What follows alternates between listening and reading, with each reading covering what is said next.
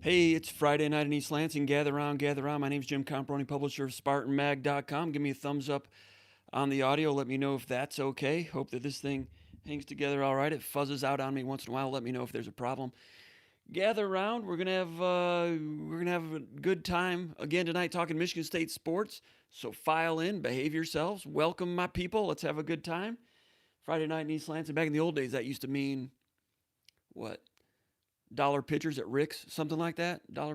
Was it 10-cent drafts at Bazaar? If you're my age, something like that. Anyway, we're going to talk Michigan State football, some Michigan State recruiting, some football recruiting, basketball recruiting, a little bit of news. Always a good time here. If you don't know what SpartanMag.com is, it's the website that covers Michigan State for Rivals.com. And over at the Underground Bunker message board, I invite people, maggers, subscribers, to post questions. We field those questions mailbag style here once a week. I've been promising more than once a week. Um, Still trying to work that in with things slowing down a little bit more in some ways that maybe we'll be able to fit those in. It's been busy with recruiting commitments all week. Had interviews again this week. Jason Novak, Michigan State's new strength and conditioning coach, spoke with him on Wednesday. Have a story on that over at SpartanMag.com. And uh, last night spoke with Herb Haygood a little bit about Michigan State's new recruit. Have a story on that over at SpartanMag.com right now, and a follow-up story to come. The story over at SpartanMag.com right now is something I put together about Mel Tucker and the success he's having right now in terms of virtual recruiting, virtual visits, and they needed to have that because he got off to a slow start with recruiting, no fault of his own, just because of the time that he was hired. So, looks like Hayden Vischer's told us what refreshment of choice he has. Let us know. Let us know what you have. I forgot to bring the bottle of wine that David Simpson sent. I think it's from Cape. I've not opened it yet. With packaging and things like that. I'll do that next week. Um, let's see. I'm going to look that up right now.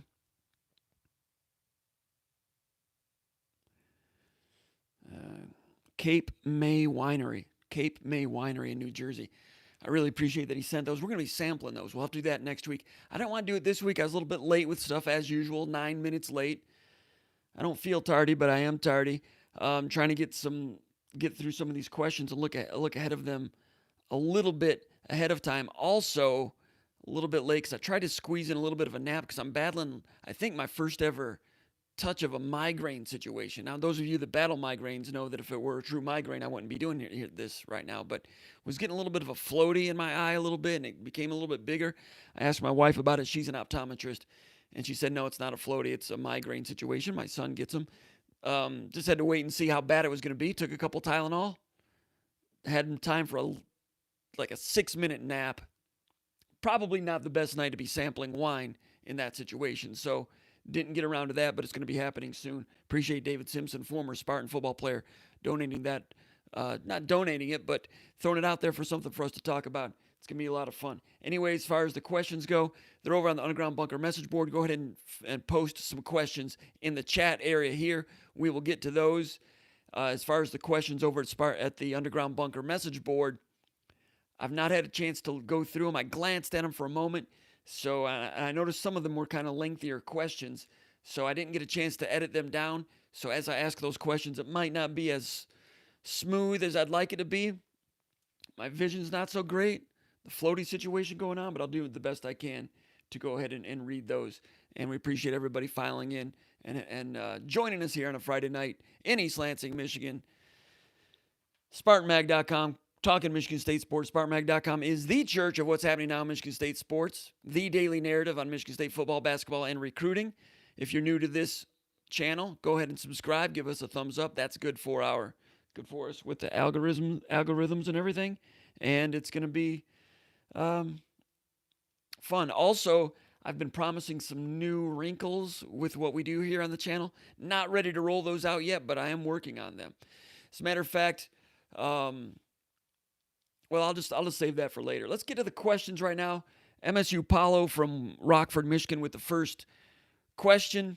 And he says, got to go with basketball recruiting. I think that's the first time basketball recruiting has ever let off here on SpartanMag Live. There's been some movement there. Of course, Pierre Brooks committed to Michigan State last week. He said, you recently retracted your previous statements regarding the 2001 recruiting class and how many spots Izzo is looking to fill. Yeah, I did. I said that they were recruiting for one, and on paper they were recruiting for one. They got Pierre Brooks, and then did some more research, asked around a little bit, and learned that they are recruiting and expecting 3 or 4 in that class.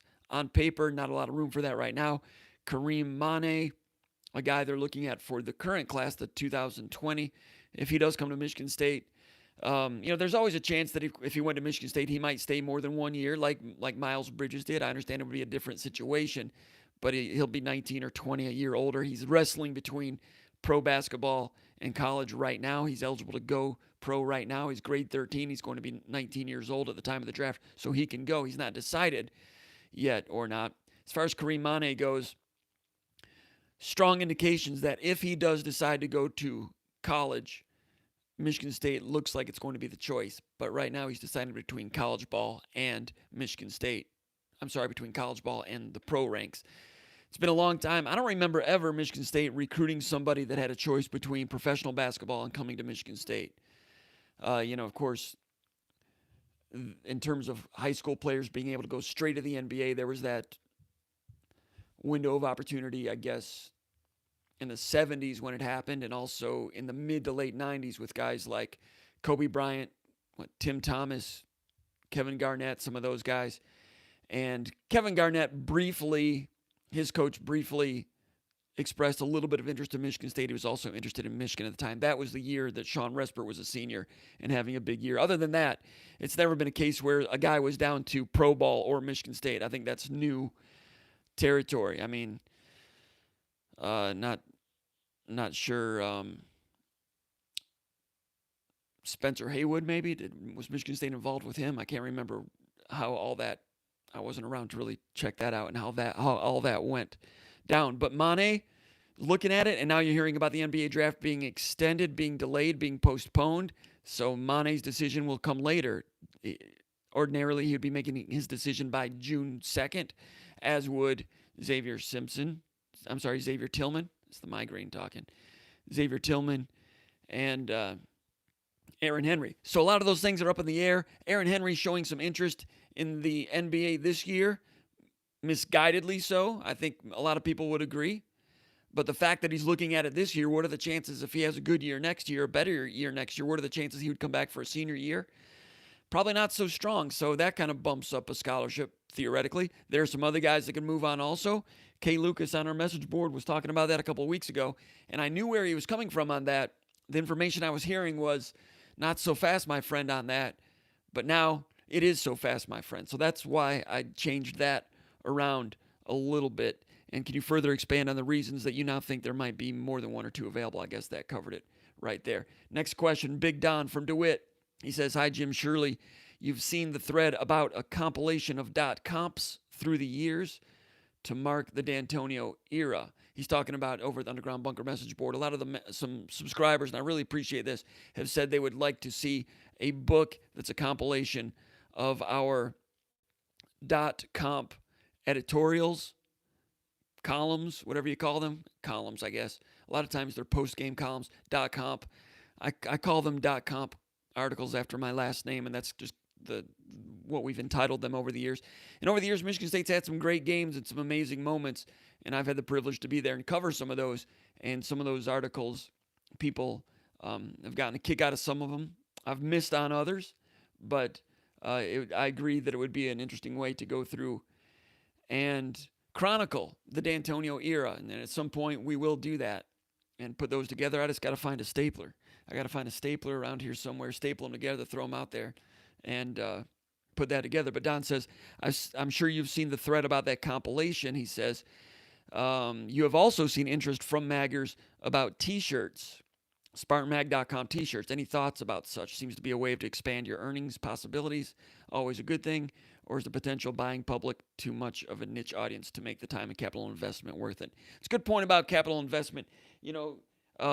Publishers like myself have bought T-shirts and inventoried them in the past, so you have to put money up in order to have them. But these days, you can just put your logo on something with different, t-shirt apps, and then you can get that going. And someday that's going to happen. I've worn the thing here before. I feel like it's QVC now, but the SpartanMag.com t-shirts coming to an online store near you maybe one of these days. And I got to find a stapler for those too. I got a few things. I've got a few things on my plate. Those are on the list. They've been on the list for a while. We'll have to wait and see.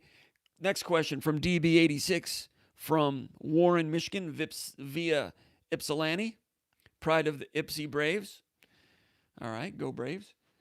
Strength and conditioning. All right, we're going to pause that question in a second. I'm going to go ahead and post on the underground or on Twitter to let people know that this nonsense is taking place. We're going to invite people and see what kind of riffraff that brings to the table. Always a lot of fun. So a little bit of dead air right here. Apologize for that. And as a matter of fact, I have lost my Twitter page. So I will attempt that in a moment. I'll attempt that again here in a second. All right. Okay, so the DB86 from Warren says, strength and conditioning question. With Coach Tucker's current class looking to be players of bigger size, do you anticipate any variation with Coach Novak's training style versus Coach Manny, especially with the linemen? So good question from DB86. Now I'm going to go ahead and tweet this. Thanks for hanging with me.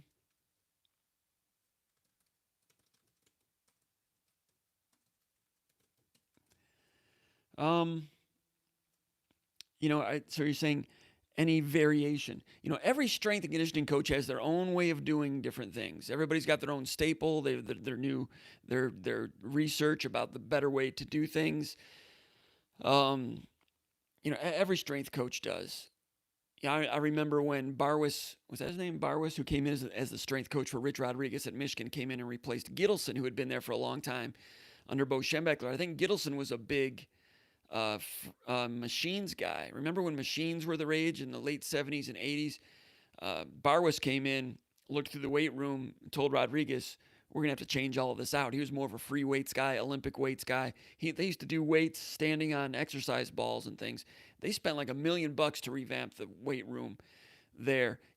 Some money was coming in to expand the weight room at Michigan State. I'm not sure if that's going to be on hold now with everything having to tighten their belts and watch the budget to see whether there's going to be football in the fall. Ken Manny is a big proponent of Novak. I think there's going to be a lot of similarities there. Novak coming from, about 7 or 8 years in the NFL with the Tennessee Titans, then took over at Central Michigan for a few years, then down to Florida IMG. That gives you an idea how much Florida Bradenton IMG can put into a program when they can pretty much outbid Central Michigan for a strength coach. Then Michigan State went out, made an offer at Novak. Novak was one of several who interviewed. Novak got the job. So will there be things that'll be different? I think that there's going to be more energy, first of all. Ken Manny was great, one of the all-time greats. But even Ken Manny, at 66 years old, and he has still had a lot of good bark and a lot of good bite. But I think Ken would even admit that he might not have had the RPMs that he had when he took over in the late 90s. And back then he was a one-man band. So now there's more people around him. But I think you're going to see anytime there's new staff members coming in, just chomping at the bit, ready to go. So I think that there's going to be more torque there. And I think that's needed. I think that'll be a positive. In terms of other philosophies, I've not heard a lot yet. There were some things that Novak did with the Titans that were interesting with kettlebells, back when kettlebells were just kind of coming out. And he had them in the weight room there, and he had some programs for it, but he didn't push it on the guys. He was an assistant strength coach. But a couple of players came up to him and said, hey, man, what's up with the kettlebells? What do you have? And he says, well, I got some programs, got some workout designed for some specific movements and so forth. 1 or 2 players did it. They loved it. And then a few other players heard about it from their teammates before you knew it. A lot of the players for the Titans were doing it. A lot of you guys know what kettlebells are about. And then when he went to Central Michigan, he continued to do the kettlebell workouts as part of the strength program. And it got to the point where, if it was strength training and it was June and it was 79 degrees on a June morning, rather than be in the weight room, if it was kettlebell time, they would take them outside. They would do them out at given areas around the athletic complex. Kind of a way of taking class outside a little bit. So he's going to be an energy guy, a motivational guy, but in terms of, chocolate milk and standing on exercise balls and things like that, I've not heard or detected anything like that. Good question, though, so we'll keep our eyes peeled on that one. JDM Evergreen says, thanks for hosting another YouTube SpartanMag Live episode, Jim. Thanks, JDM. Where's he from? He's in Grand Rapids. He says, my question is basketball related. Following nationalrivals.com recruiting writer Corey Evans' assessment of Michigan State's present posture with regards to the class of 21, there's a lot of abbreviations in this, JDM Evergreen. So, this is Exhibit A of my not getting a chance to go through these and sift through them a little better. He says the reader was left with the idea that Akins and Christie are same position guards and of equal priority to the Michigan State staff. Both are incorrect in my opinion, he says. Obviously, Akins is a point guard, and the following being the more important distinction, priority number one. Christie remains a take, period, of course, but sits behind Akins as priority two, I would say. Do you see it that way? No, I don't see it that way. I think Christie and Akins, and don't forget Bufkin out there in Grand Rapids. They're all high priority guys. They're all perceived, it's my understanding, similarly in terms of position group. A lot of people look at Akins as a point guard. He's not a true point guard. He's a lead guard, combo guard. Maybe not even a lead guard, but he's good. He's talented enough that he could move over to a lead, kind of like Rocket Watts a little bit. It's my understanding that Michigan State looked at Brooks not in that same category as those players. They looked at Brooks in the same category as the forward Goody from Fort Wayne that committed to, where did he commit to? Purdue, I think. Can't remember. I think Purdue.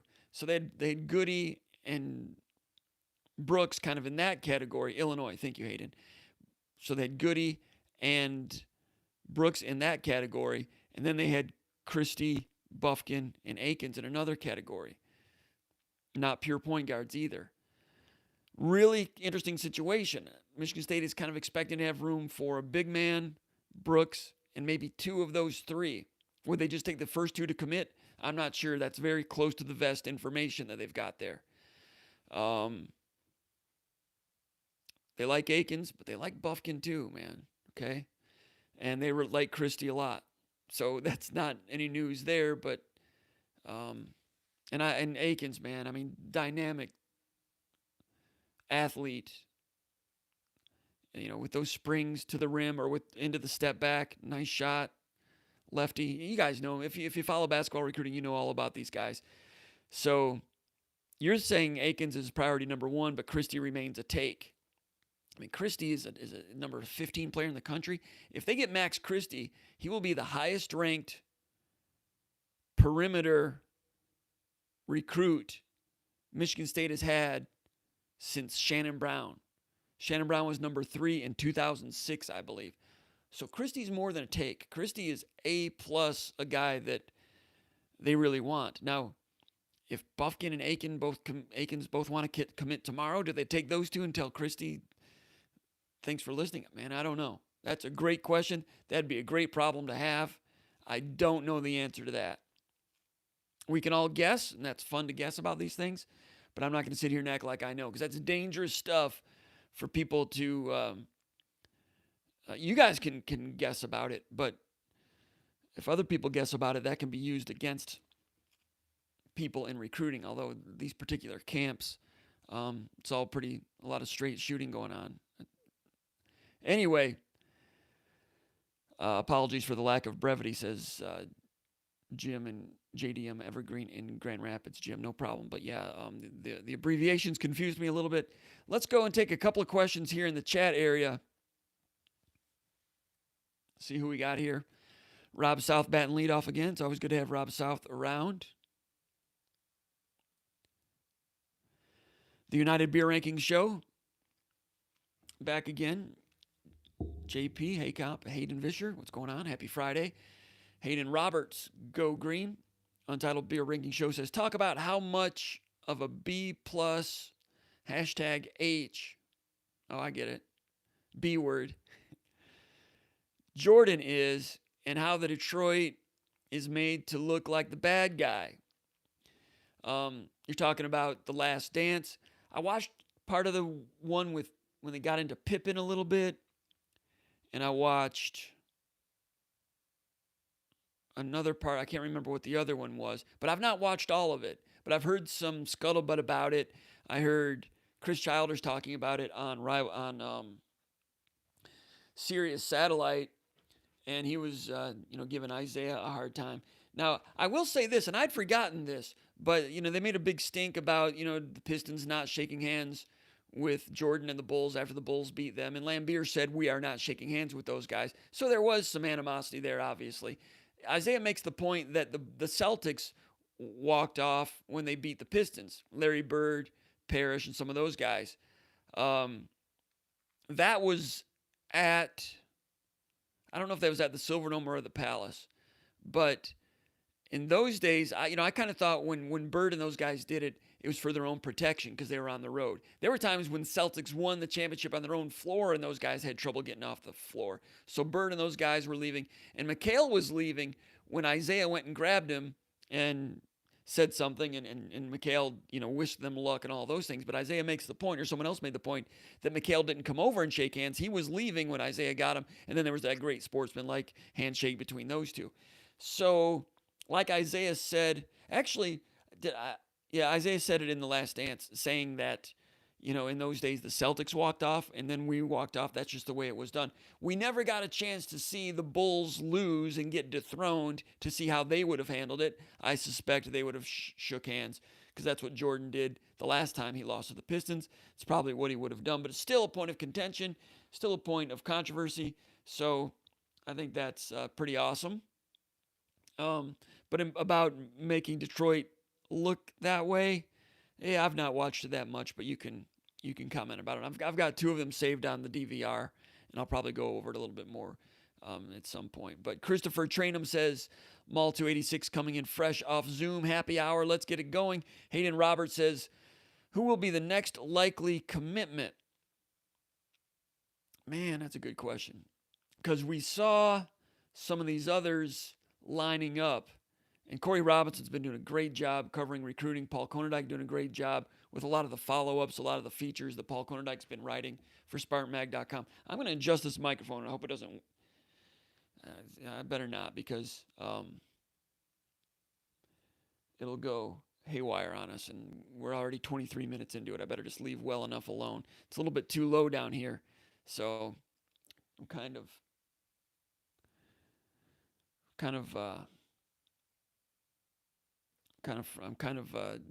between good and good enough on that one. But as far as the commitments go, we saw some of these commitments coming down the pike, and Corey Robinson did a great job cluing everybody in on the fact that Charles Brantley, the DB out of Venice, Florida, was close, and Cameron Allen, the tight end from Texas, Kevin Wigginton, the offensive lineman from New Jersey, even Hampton Fay, there were some good indications there.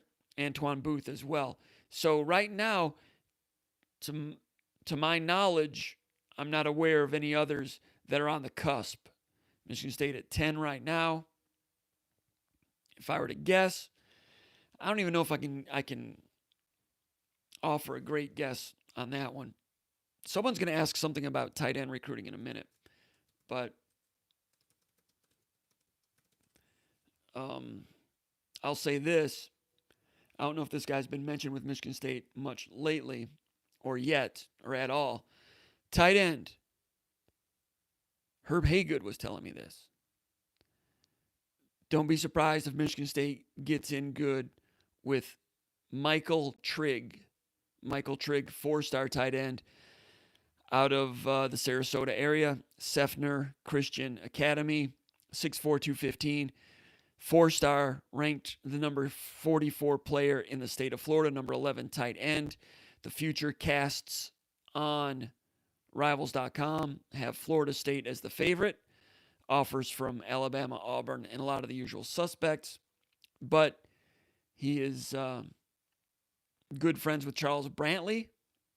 And Michigan State's connections in Florida are strong and getting stronger once again. Herb was telling me about some of these guys, and I've heard that from others as well. A lot of former Spartans that are down there, been kind of waiting for the go-ahead. I've got an article cooking about this a little bit, but I'll go ahead and say it. Marcus Waters. Do you remember Marcus Waters? Big Marcus Waters. Wide receiver, 2000 from Sarasota, like 6'5.5", man-child. When Michigan State upset Purdue in 2000, it probably cost Drew Brees the Heisman Trophy. Mark D'Antonio was defensive backs coach. Between him and Bill Miller, they did a really good job. They went with like a 3-man rush that day. They didn't want to go after Brees. And Michigan State with the upset. Little John Flowers had a long run, but Marcus Waters was a man-child out there. That day, Marcus Waters was the best player on the football field, including Drew Brees that day. Marcus Waters was good. He was good against Michigan that year.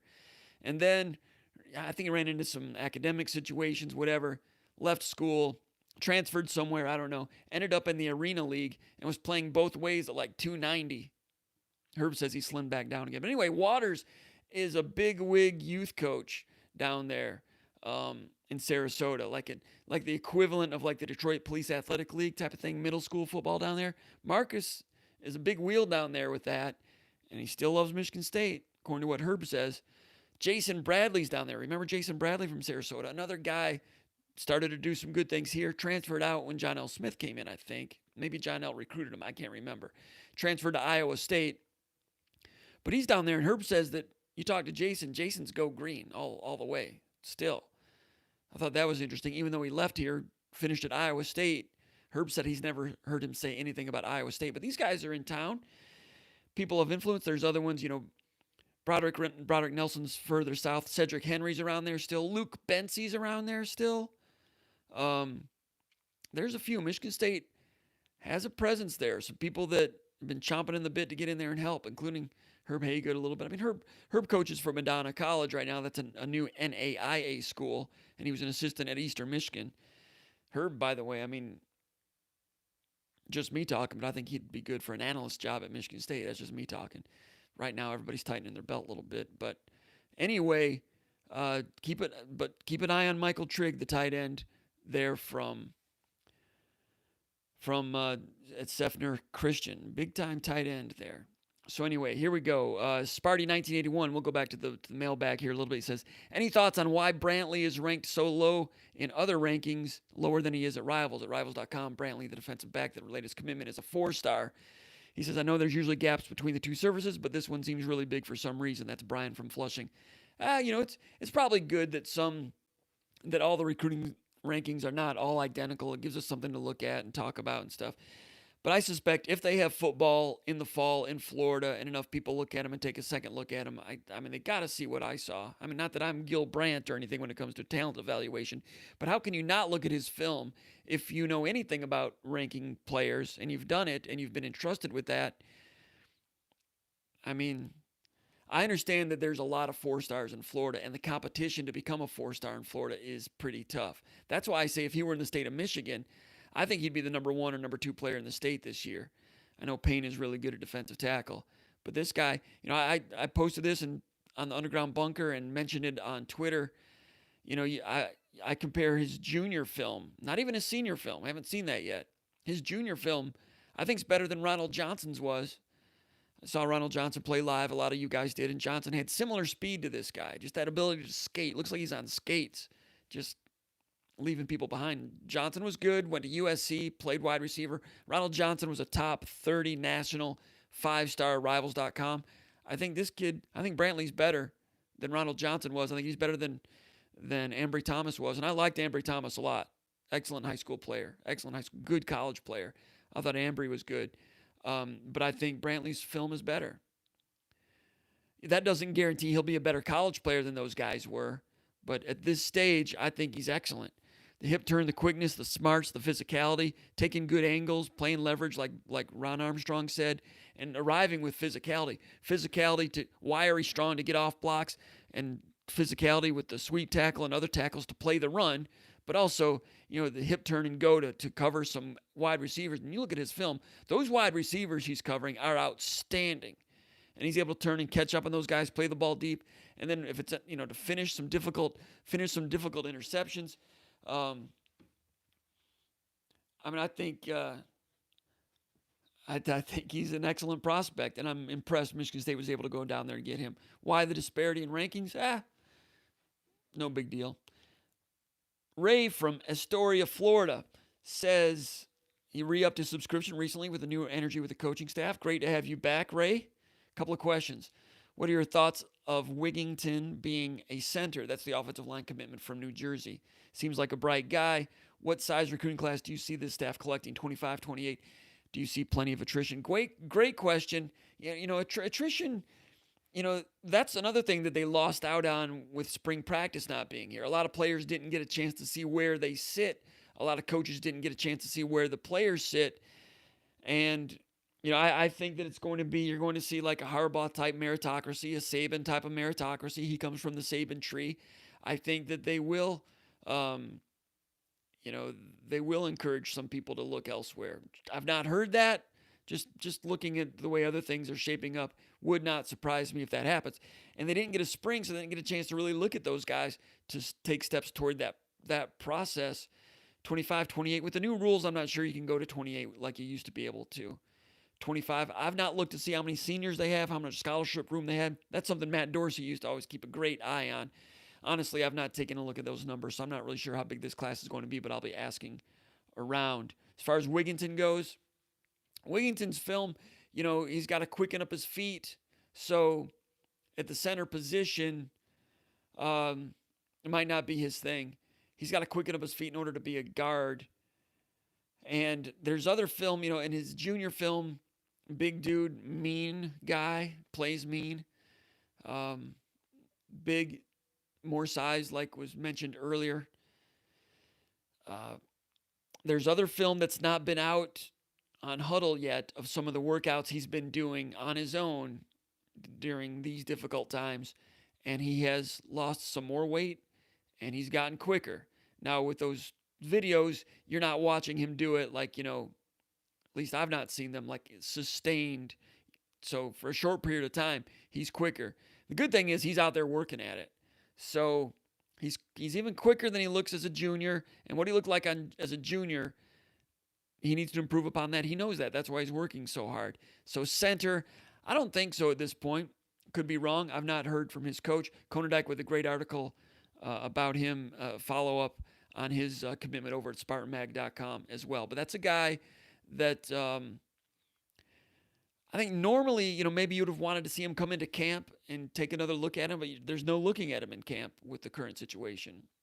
That's just my viewpoint. That's the way the previous staff would have looked at it. I'm not sure. I can't speak for the new staff and how they're doing it. Look, let me know if I mess this up. Let me know if the audio goes haywire. There, that's better. That was really bugging me. Give me a thumbs up. Is the audio still okay? All right, you've covered Spartan football for a lot of years now, and you're getting old, says GHMSU. Yes, I am old. I'm not getting old, I am old. Audio okay? Well, if you can't hear me, then I wouldn't be able to know. I should write it down. Audio sounds good. Thanks, Brian. Good, thank you. All right. He says, who has been the most talented assistant coach MSU has had since you've covered Spartan football, in your humble opinion? This was a question that I saw earlier when I skimmed through it, and I wanted to sit and think about it some more, and I forgot to sit and think about it some more. Talented assistant coaches. Jim McElwain, I've said a long time, was the best wide receivers coach I've ever seen here, and I said that while he was here, before he went to the Raiders, before he became Came back as an offensive coordinator at Alabama, won a national championship at Alabama before he did a really good job at Colorado State, before he got the job at Florida. Things went haywire at Florida, went to CMU and had a great bounce back year at CMU last year.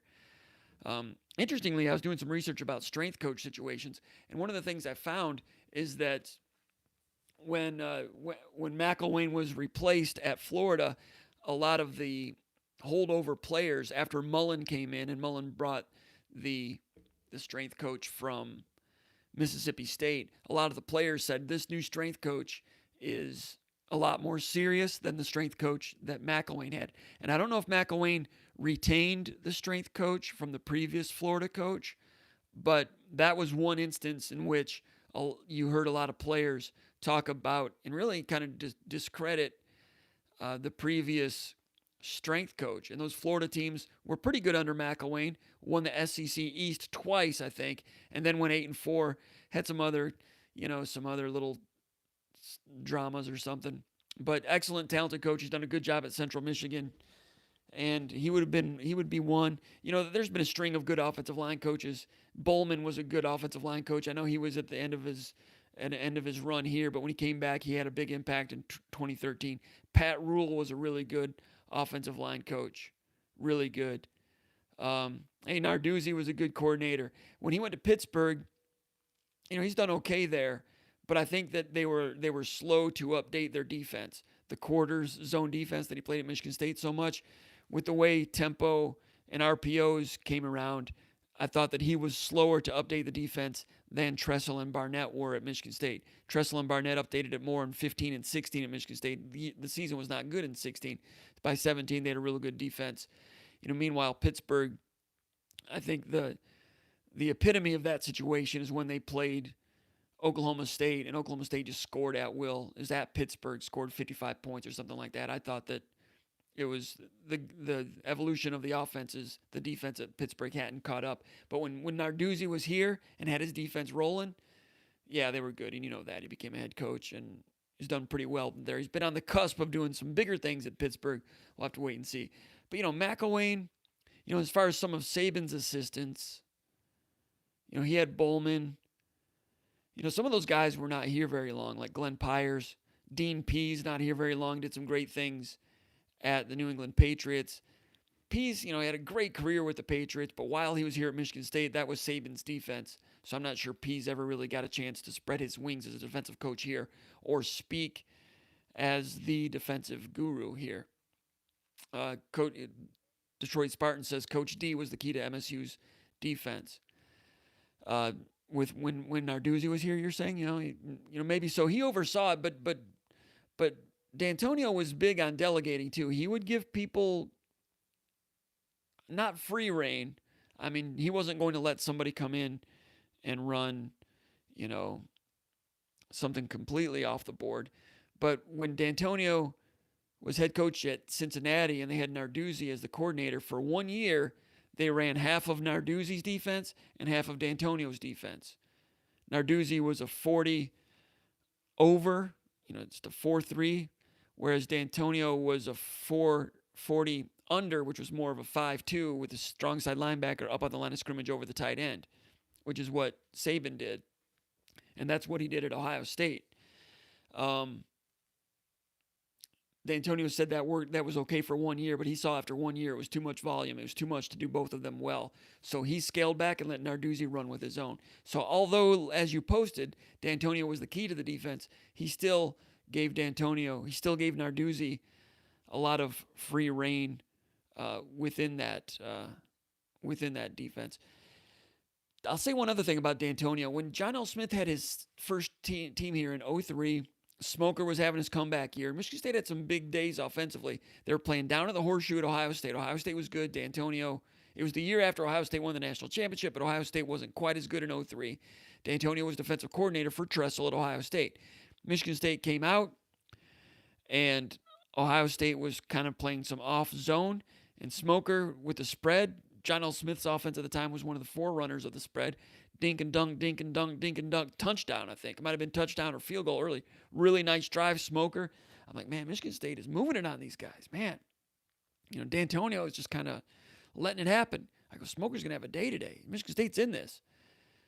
Second time Michigan State had the ball, Ohio State was up in press, shortened the distance, took things away from Smoker, and the game changed from the second drive on. I mean, you talk about adjustments after one drive.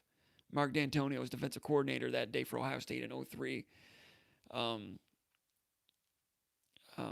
Showed me something. Not that I needed to see something, but I never forgot that. I left the stadium that day thinking, man, yeah, D'Antonio, the real deal. Of course, D'Antonio had a national championship ring from the year before. Other coaches, going back to the Perlis years, Pat Morris was the offensive line coach at the time, and he went on to the NFL and coached at Stanford a little bit with Willingham. But Morris, those offensive lines weren't, they had a lot of big dudes that had some heart, but I'm not sure. I know that the strength conditioning was not as good back then as it was when Manny got here. Some of those guys, DeMarco did some good things in the NFL. Some of the others, I don't want to mention them by name, I don't think, but, Pat Morris didn't show me much as an offensive line coach here. Maybe he was better earlier, before, 93 and 94. I don't know. And when he was with Willingham, he was really happy to kick the heck out of Michigan State in that bowl game in El Paso. But since then, Morris is still a friend of the athletic department. I don't know him that well. Don't know him at all. But, Izzo is still friends with him, to the point where Pat Morris spoke to Izzo's team before a game once or twice. Pat Morris has been at maybe a Final Four once or twice with Michigan State gear on. But anyway, from that, Norm Parker was defensive coordinator in 93. He was great, and then moved back to linebackers coach in 94 when they brought in Hank Bulla when they went to the 3-4 defense in Perlis' last year.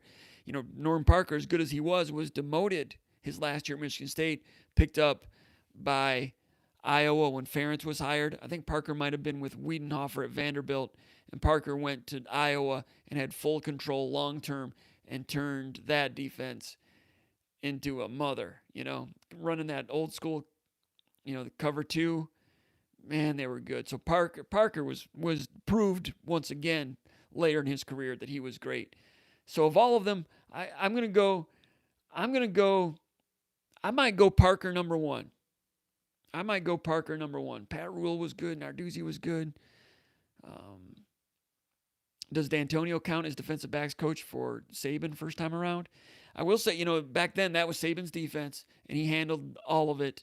And D'Antonio will say he learned a ton under Saban. By the time Saban left, D'Antonio was still there. And that day that they beat Drew Brees in 2000, D'Antonio had a lot to do with that. And he was really becoming a good coach at that point. That's why Tressel picked him up. All right, MSU Pat says, who do you think the remaining priorities for the staff are now that the 2021 class is getting closer to halfway complete? Names, positions. Also, have you heard any comments from the staff on their positions on taking grad transfers? I think they've been interested in grad transfers, but I've not heard any more scuttlebutt about that. In terms of other positions, you need some more offensive linemen, right? Defensive tackle, you got the one big kid out of Detroit. They're going after Payne, of course. One more running back, and they're in on some good ones.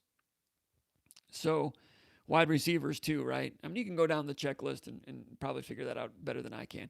I didn't have time to really map it out, but that's just off the top of my head. Let's go back to the chat area here.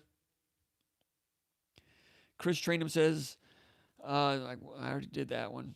Hayden Fisher, Corona Light in hand. Corona Light, huh? Corona, I've had a few. They're gluten-free, apparently. They don't market themselves that way, but a friend of mine who has to stay away from gluten says it rolls that way. And I've tried that. Hold on a second.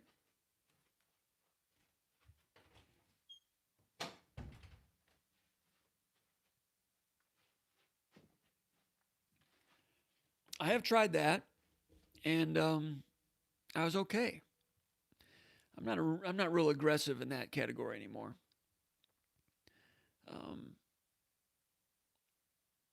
I could say more, but I'm not going to. All right, so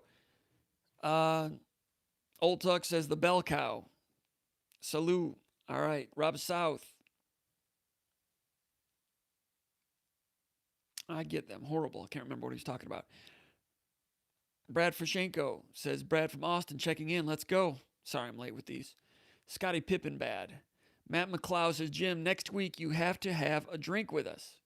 Yeah, I'll do the. I'm gonna do that New Jersey red, um, and I'll say this, and I might say it next week too. But I used to be. I This is what I was gonna say a minute ago. But I used to be pretty good at drinking. Used to be pretty good. I'm not any good at it anymore. I'm just not that good at it anymore. Makes me tired all the next day. Um, just not as good as I used to be. So, and during the lockdown here, the quarantine, I have taken up drinking wine again as a hobby. Moderation, just like, maybe one glass at the end of the night or something like that. I will say that I was in Niagara Falls, the Canadian side, last year, and they've got some wineries up there. And they do this test where they give you like some blind glasses, and you try to identify the varieties and things. And they run the Cabernet Franc up there a little bit with the reds. They included the whites and stuff. I actually there's good wineries in the North Shore of Lake Erie in that's southern Ontario. I think the white wines there are better than the white wines in northern Michigan. I know they've got some good ones up there. I hope I'm not offending anyone up there, but I'm not like a connoisseur by any means. But you may notice that I've got a large nasal structure, big nose, and this might come as a surprise, but I've got a tremendous sense of smell. I'm like subhuman with my sense of smell. It's embarrassing. It's a blessing and a curse sometimes. It's a curse because I smell things I don't want to smell sometimes. I'm telling the truth. There's times I might be standing next to people. I can tell when somebody hasn't washed their hands in a while. It's sick. It's terrible. But in terms of drinking wine, again, I'm not a connoisseur, but in terms of identifying the wines, like there were 6 of them, and I correctly identified all 6 of them. And the lady looked at me, and I was only like the second person in the history of the winery to do that. Yeah, they've been doing that test. It's not like a long history. It had been like 5 or 6 years, and they do that with the wine tours. But that's what you get with a big nose. So I got that going for me, which is nice. That's more information than you wanted to know. But next week when we bring out Simpson's wine, that'll be fun to look forward to. John G says migraines suck. Used to get 1 or 2 a week. Gave up bread and sugar 2 years ago. None since. Good for you, John. Conan Dyke gets migraines. Hasn't had any in a while that I know of, but yeah. This one I'm doing well right now. So whatever I had was just a touch of one. So like you said, if it was a real deal, I wouldn't be here. I'd be like, oh, that's what the Scottie Pippen reference was. Yeah, okay, I got it. I did think of Pippen today though. But when I was getting that floaty, I was thinking about when Pippen had the migraine. He was saying he couldn't see because it was all blurry. Today I got a touch of understanding of what he was talking about, because if that little floaty had been big, then I understand that a little bit. Hayden Vischer says hoops Q. If Xavier Tillman is gone, I think Henry will be back. The 2021 team may lack a true leader captain. Any guesses on some potential captains? Good question. I haven't thought about that. Potential captains. Wow, Gabe Brown is such a eager follower. Rocket Watts also. I wonder, Rocket's a little too young for that, but I think he might have some of that in him. And I think that's probably what Izzo would push Rocket toward being. Aaron Henry, they would try to get that out of him. Would he be all that great at it? He'd be willing. He's got to make sure he doesn't fog out with his own game. Great question, though. Great question. Leadership for next year. I don't have a good answer for that. That's such a good question. I'd have to give that more thought. That's a great question. I'm guessing Rocket, though, because Izzo loves Rocket, right? Izzo loves him, loves his tenacity, combativeness, and all those things. He's compared him in the past to Cleves and Travis Walton in that way. And as tenacious as he is, and as committed as he is, and as hard as he plays defense, Izzo could ask Rocket to get on other guys to bring them along. I'm going to say Rocket is the answer to that question. Tom Kelly says, give the video a like for comp. Thanks a lot, Tom. I'm sorry if I went too long on that big nose tangent, but I thought some of you might think that was pretty stupid. All right, Old Tuck says, Old Tuck in Austin, Texas via Ludington, Michigan. By the way, Old Tuck, I still have Lake Huron ranked number 1 and my Great Lakes power rankings. Still have Lake Huron number 1. I've not gone through my complete rankings in a while, but I know you're a Lake Michigan guy, but we'll see. All right. So he says via Ludington, Bob, Oregon Country Comp, is this Charles Brantley similar to Demetrius Martin, in your opinion? Demetrius Martin, also known as Meat. Meat is a defensive backs coach now at Colorado, as a matter of fact, ironically. Demetrius was interested in, I see Old Tuck there booing me for the Great Lakes Power Rankings. Hey, can't help it, man. Those are the rankings. Can't argue with the rankings. I don't put them out. It's a poll. I'm joking. I do put them out. Anyway, Demetrius Martin was, he played here under Perlis and spent 1 year here with Saban. Might have bounced around in the CFL a little bit. Coached in JUCO out in California. Now he's up Division I. Was a little dude, somewhat physical, had a bunch of interceptions in 1994. Came back like preseason All Big Ten, but Saban replaced him in the starting lineup. Charles Brantley, the guy that committed. I mean, I never saw Demetrius Martin's high school film. Demetrius Martin was a wide receiver DB on the way in, played some wide receiver, and I think he got lit up against Boston College, right? Settled back at corner and did some good things. But Brantley is taller, and I can't compare his junior film to Martin.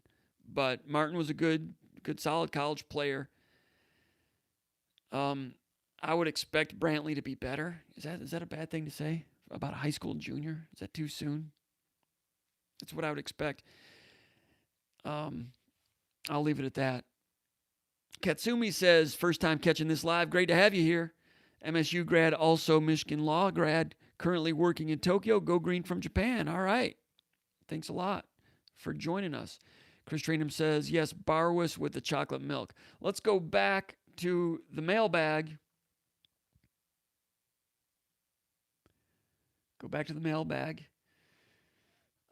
Somebody's asking how to get to the YouTube channel. I'm sure that's over there already.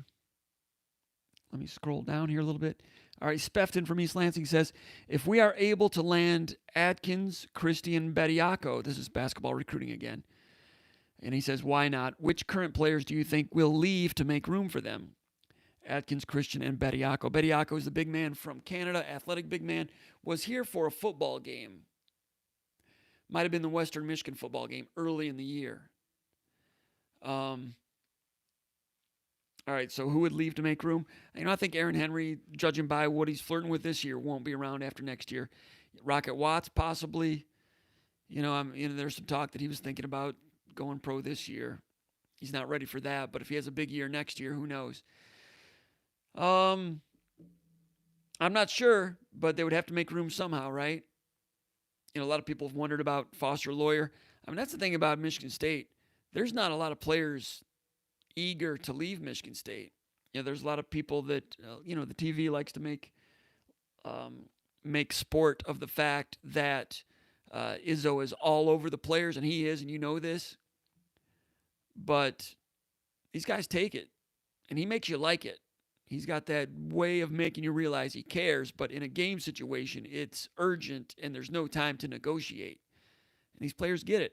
Foster Lawyer catches it a lot, and his playing time has decreased. You've seen that. They like Foster next year. If he plays 8-9 minutes a game, and he wants to be a 9-minute game guy, that's a good junior, experienced backup point guard for 8 minutes if that's what he wants to do. Doug Davis was in a similar situation, and he moved on in 2000, went to Miami of Ohio, wasn't willing to be a 10-minute per game guy, 8-minute per game guy. So Lawyer, could he go to Oakland University, sit out a year, and get 25 minutes a game and start? Possibly. Does he want to do that? And he doesn't. They're not going to force him out, but that tells you how much these guys like being at Michigan State a little bit. So that's one example. But yeah, you're right. If they get all those guys, they have to make room somehow with somebody. Kay Lucas says, that was a different question. Dan from Royal Oak says, understanding that this is tough to make an educated guess with no spring practice, but what is your best guess regarding the running back and wide receiver playing rotation? Let me see if I can pull my depth chart up here so that I don't forget anybody.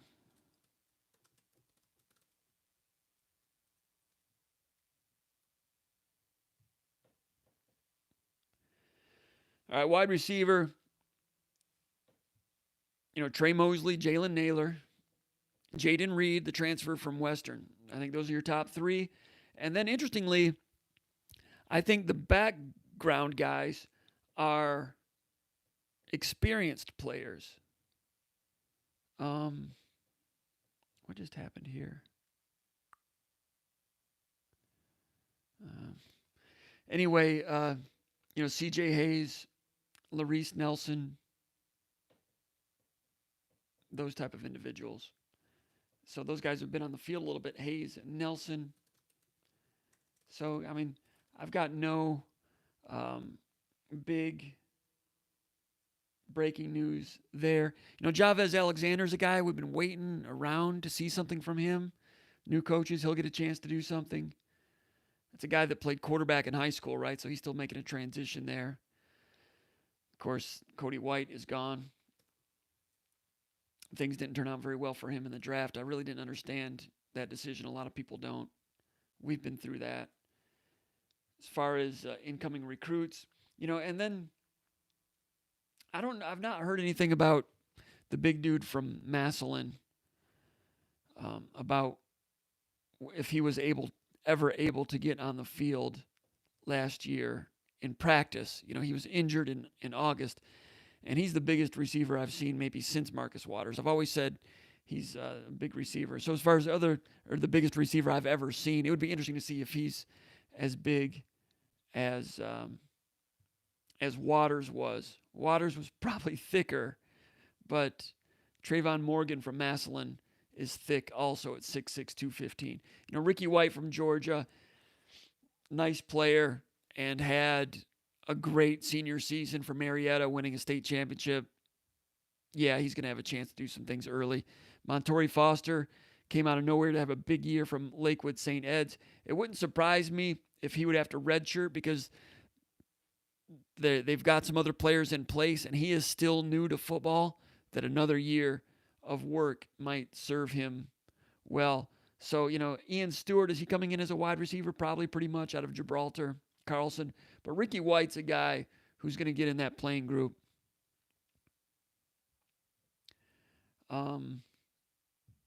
As far as running backs go, Elijah Collins was a guy that I said 2 years ago, even when Connor Hayward and Ladarius Jefferson were getting playing time and he was redshirting, I still thought going into last year that even though those two guys had played and Hayward had started, I still contended that Elijah Collins was the better runner, pure runner of those three. And once he became solvent in pass protection, to not discount him as a guy that could leapfrog those. And you saw that happened within 2 or 3 weeks. I didn't necessarily predict that he would leapfrog those guys, but I said all along that he was a better runner than those guys. And I think that proved to be true. So Elijah Collins comes back over 900 yards last year. Good, proven Big Ten running back. Getting bigger all the time. That's something William Pigler talked about, the running backs coach, when we had a chance to interview him last week. He looked all at Elijah Collins' film last year, of course, in-game film, practice film, looked at Elijah Collins' high school film, and he says, this guy's getting bigger and bigger, so he's bigger than he was in the fall. You don't want him to get slower. I don't know that he is or that he's not, but Elijah Collins. But one of the guys that really impressed me in the bowl game was Anthony Williams. D'Antonio and the coaches talked about Anthony Williams as a true freshman coming in from Chicagoland as being a dynamic, explosive playmaker in practice. And we never really saw that. We'd see him get 2 or 3 touches a game and never really got loose. We never saw that explosiveness. They told us about it in practice. I never saw it in practice. But in the Wake Forest game, the bowl game, Anthony Williams showed some of that burst and some toughness. So Anthony Williams, I think, could be a really nice tag team partner with Elijah Collins. Connor Hayward is back. They're going to give him a look at running back. It wouldn't shock me if he gets a look somewhere else. I've heard that he may prefer to get a look somewhere else. Could he be a linebacker? Is he fast enough to be a linebacker? I don't know where he would fit. People have talked about H-back. Maybe he doesn't have great height for that, but he certainly has pass catching ability. So you could maybe do some interesting things with him as a slash receiver of some sort. But I think Collins and Williams are a nice 1-2 there. Got to get back to my questions here. I've lost my screens. I forgot about Brandon Wright. Brandon Wright got on the field. Nice size, nice frame. I loved his junior film in high school. I didn't think his senior film was as good as his junior film in high school. He got the ball a couple times last year. Some size. Didn't get many chances. Feeling his way through was underwhelming when he got his shot, but he'll be getting more shots. That's going to be a great competition. Brandon Wright and Anthony Williams. Right now, I'm thinking Elijah Collins and Anthony Williams right now. Macklin JB says, do you have any feedback on how Mel Tucker and the staff are doing in Ohio recruiting? I was wondering this myself. Ohio State has taken a lot of the highest rated players, and some say this is a down year in the state. That's Macklin JB from Rochester.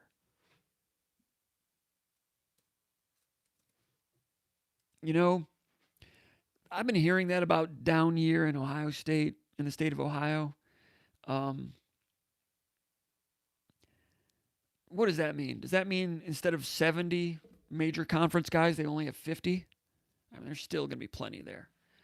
And Ohio State has had more than Urban Meyer used to get. They've got 1, 2, 3, 4, 5, 6, 7. They've got 7 commitments right now from the state of Ohio, 17 commitments, 7 slots left. So that still leaves more for others. And as you know, Kentucky's been recruiting really well in the state of Ohio in recent years. So in terms of other guys that Michigan State is in on, at this time last year, nobody knew who, like Angelo Gross was. And, nobody knew who Joe Bocci was at this time 5 years ago. I understand that it's a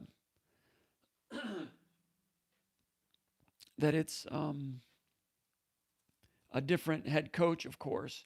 And the previous head coach really leaned on his networking in the state of Ohio. And with Michigan State, I think Barnett is still going to get down there in Cincinnati a little bit, and Mike Tressel's going to get around a little bit.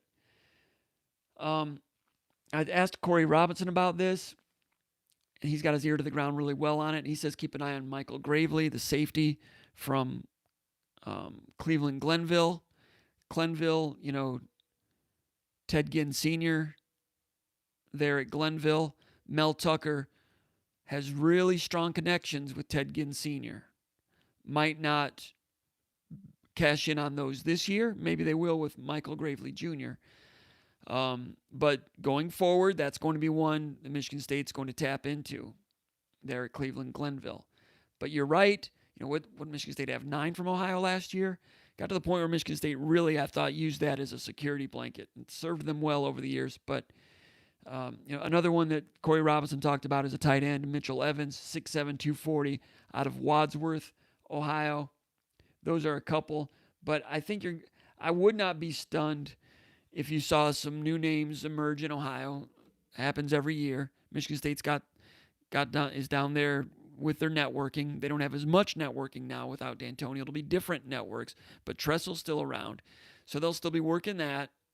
And that would have been interesting to go to some of the Rivals t-shirt camps this summer, look at some of the Ohio guys, ask around a little bit, and try to find out a little bit more about that. But that's a great question. I was wondering that myself. 10 commitments in, 0 from Ohio. It's really strange. Strange in relation to what used to be the case with Michigan State. All right, Mile High from Golden, Colorado says, thanks again for all you do for Spartan fans everywhere. Well, thank you guys for making it happen. I couldn't make a living doing this without you guys. So thank you for subscribing. Thank you for being a magger. Tell your friends about SpartanMag.com. Bring them in. Get them over there, the Underground Bunker message board. Shove them out there. Force them to say something stupid so we can all make fun of them. Come to SpartanMag.com. Make friends. Make some enemies. It's good. All right, so thanks to you for being a magger. He says, is there any chance Izzo views Christie as a point guard prospect, or is he strictly a wing? It's my understanding it's mostly, he's a wing. He's a perimeter guy. A guy that I don't know how long he would stay in college, but, maybe someone who could develop into some point guard roles if he stuck around a long time like Alan Anderson did. Alan Anderson played some point as a second-year player out of emergency. And, of course, Denzel Valentine became a point guard later. But I've not heard that. I think he's strictly a wing.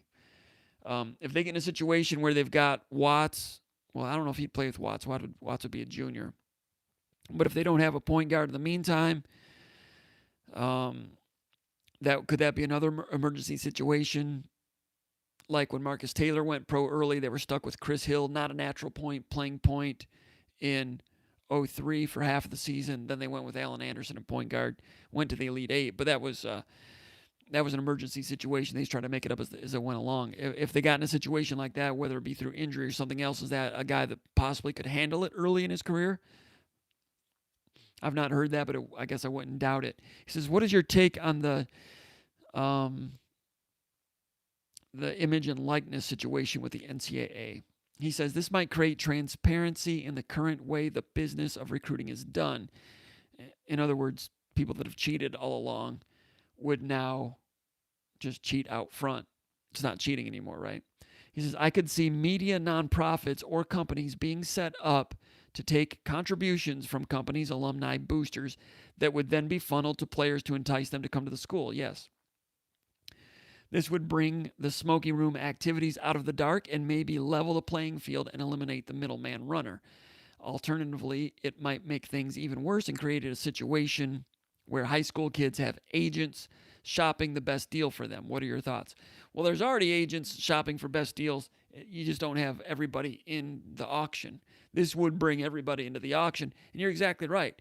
NCAA is going to meet, I guess, in January to figure out how they can, what word did they use? Like mitigate it or bring it off the rails, I think was one of their terms.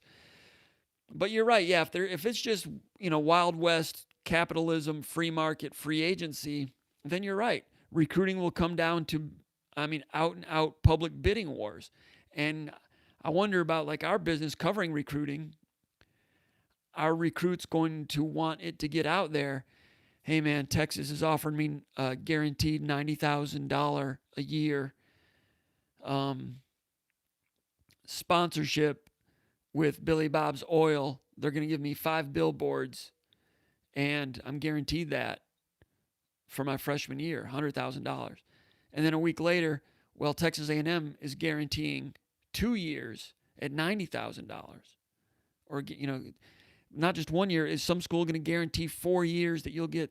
And then which schools are going to have enough cash? They might be able to allocate $90,000, and that's what the money's going to be too.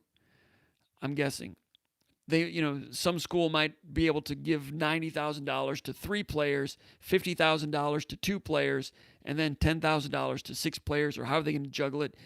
I was talking to Big Moobie about this, and he said, there'll be support staff. There'll be like a capologist. Of course, there won't be a cap, I don't think. But, yeah, that's going to come into it. And I think that if it becomes like that, there will be some schools that can come back strong. I think, and Tim Stott was talking about this on his radio show 2 days ago, and I was going to be on his show, and I was going to agree with him wholeheartedly. It's something I've been saying on the message board for several months. I think that Michigan will have a really good chance to come back stronger than they are right now. They've always been reluctant to cheat. I don't know if they've gone astray here and there. I'm not sure. Some people think so. I don't know. But, to their credit, they've wanted to follow what Schembechler wanted them to be, and Lloyd Carr too, and avoid cheating. Harbaugh mentioned that in that book last year. But if they're allowed to just go in there and free market, they will have as deep of pockets as anybody, and in terms of their that finding people that really want football to be great, not only do they have deep pockets, they will have people with the willingness to go into those pockets. I mean, someone like Stanford will probably have more money than anybody, but do they have people really willing to get into their money or to get into athletics? I mean, for years, Eli Broad at Michigan State's got all kinds of money, but he's not been a big sports guy. You'll get more of that at other schools. At Michigan, a lot of those people are sports guys. The guy at Miami, what did he put in? $200 million into athletics, the guy that owns the Dolphins. And, whoever's bankrolling Michigan's players to go to South Africa, France, Italy in the summer. I mean, that's $900,000, $1 million. I mean, all that, instead of those trips, that money's going to go to their recruiting slush fund.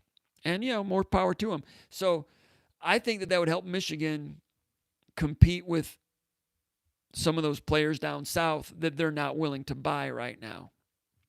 Notre Dame also. USC also.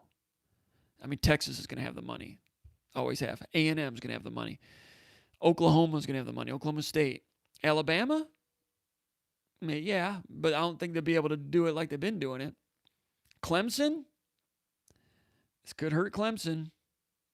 I don't think their pockets are going to be as deep as others. So, are there going to be other schools that rise as powers because they have access to money? Like Virginia or something? I don't know. Michigan State will stay Michigan State. They'll be strong. They'll be able to go after some players. They'll have some good deals, but they're not going to be outspending everybody all the time. But at what point do you make one guy the guy on your list, whereas someone else might offer less? Man, it's going to be strange. And then from there, you're going to see some real tests in leadership.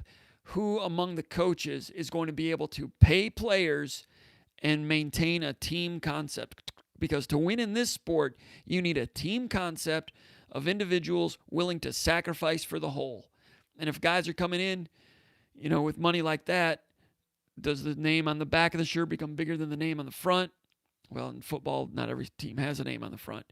But it's going to create some interesting dynamics. As far as the NCAA and why they're doing this, I mean, there's been there's a number of reasons, but to do it this way, that solves a few things for them. They get a chance. They get a chance to solve the paying players conundrum, which has been a ship in the bottle, so to speak.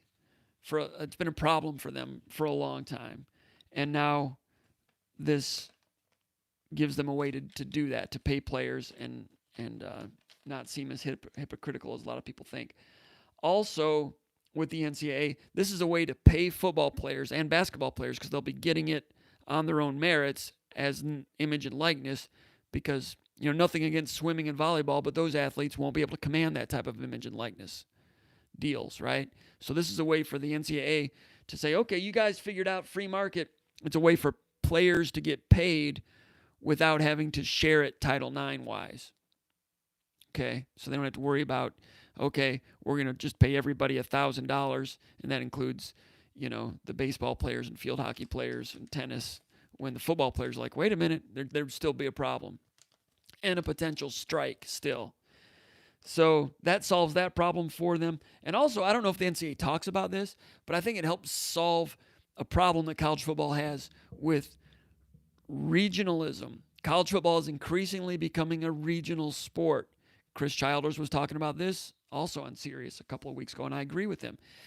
75 years ago, college football was huge on the East Coast in New England, when Yale and Harvard were great and Fordham was good. I mean, Michigan State lost Coach Macklin, I think it was, to Fordham. Or was it no, it was the offensive line. It was the dude from the Four Horsemen, Crowley, right? Crowley was a coach at Michigan State, left Michigan State to become head coach at Fordham, ladies and gentlemen. Columbia, Notre Dame used to play at Yankee Stadium a couple times a year. College football was big in the East. Those of you that live out there now know that there's a ton of people out there, so there's still some interest, but it's not as big as it is everywhere else. Everybody knows that. College football lost the Northeast, lost New England, right? College football is losing the West Coast right now. I mean, USC and UCLA was the Rose Bowl half empty last year? 2/3 full? USC versus UCLA. I talked about it before here on the podcast. I think 23 of the top 25 recruits in California last year signed and went out of state. Okay. Oregon is coming back a little bit. Washington lost Peterson. We'll see how they straighten things out. But you watch games, Arizona State, they sell tickets. There's pretty good spirit at Arizona State. But in the West Coast, they arrive late, they leave early, The national championship was played out in San Francisco 2 years ago, and nobody even knew it was going on, right? Out there. In the Southeast, meanwhile, it's where the great players are. That's where great coaches are. That's where they're paying coaches a ton.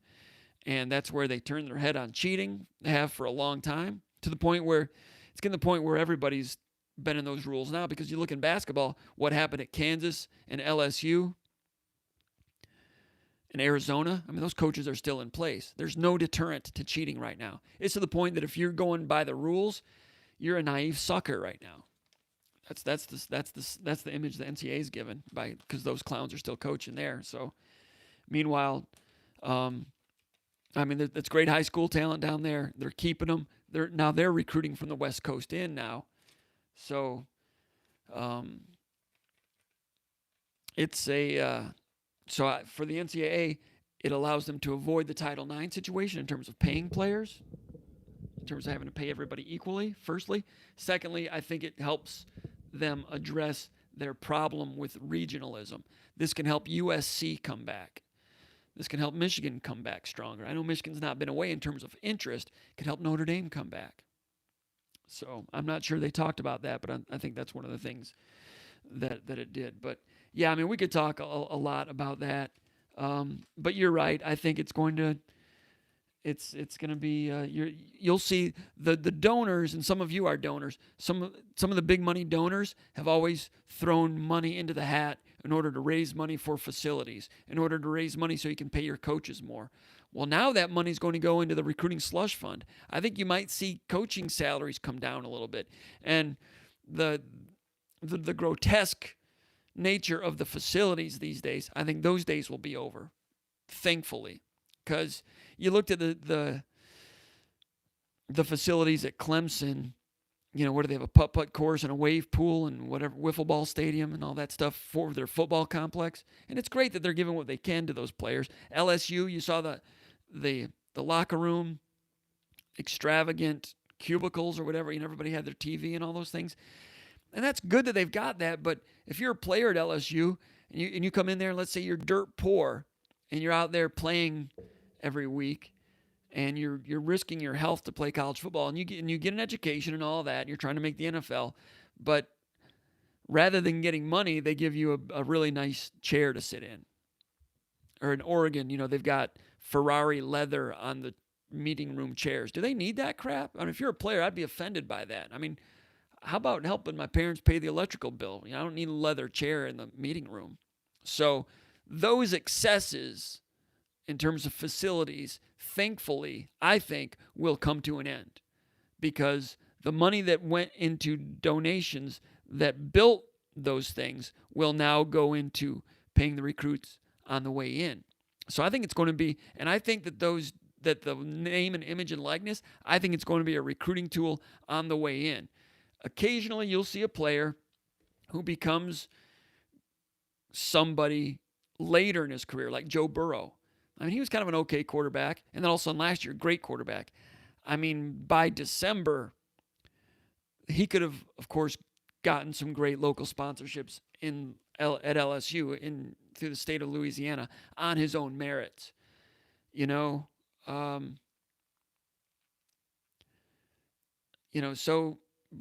those sponsorships, I don't think the money will be big in that, because those of you that are business owners, even big business owners, are you going to get the bang for your buck to give, Cassius Winston a $30,000 deal to be, to have a billboard campaign for Quality Dairy or Wheat Jewelers or some, Meyer or something like that with billboards on I-96 and commercials during the game? Is he going to help you sell donuts at Quality Dairy? On a small scale, yeah, a little bit of money here and there. Some of those guys can get some of that, and they'll sell autographs a little bit. But the big money is going to be on their way in. And you'll see players get paid on their way in and not amount to much, but they'll still get that first, $20, $30, $50, $100,000 deal on the way in. It'll happen, I think, if it goes that way. The other interesting thing and how it's going to impact my business is allowing social media. You'll see players come in, and now they're going to be able to do their own social media networks.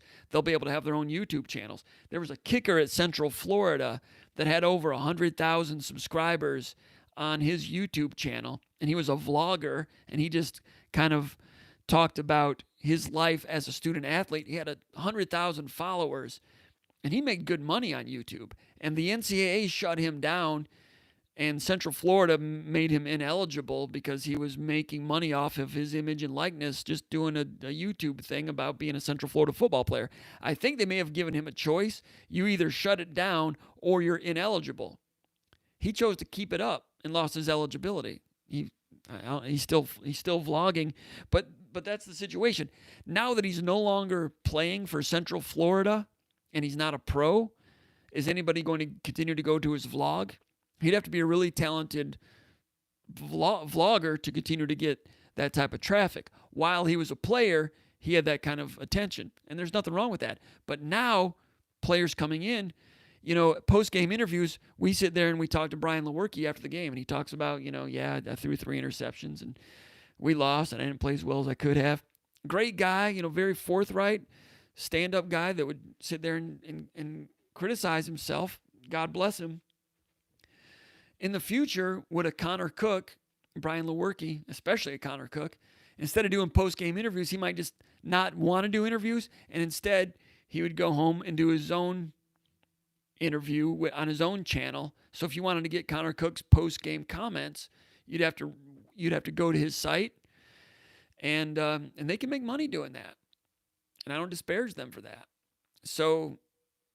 And you're seeing that a little bit with the NBA now. You're seeing that with the Players Tribune, where guys have their own means of communicating to fans, which is fine. That's good.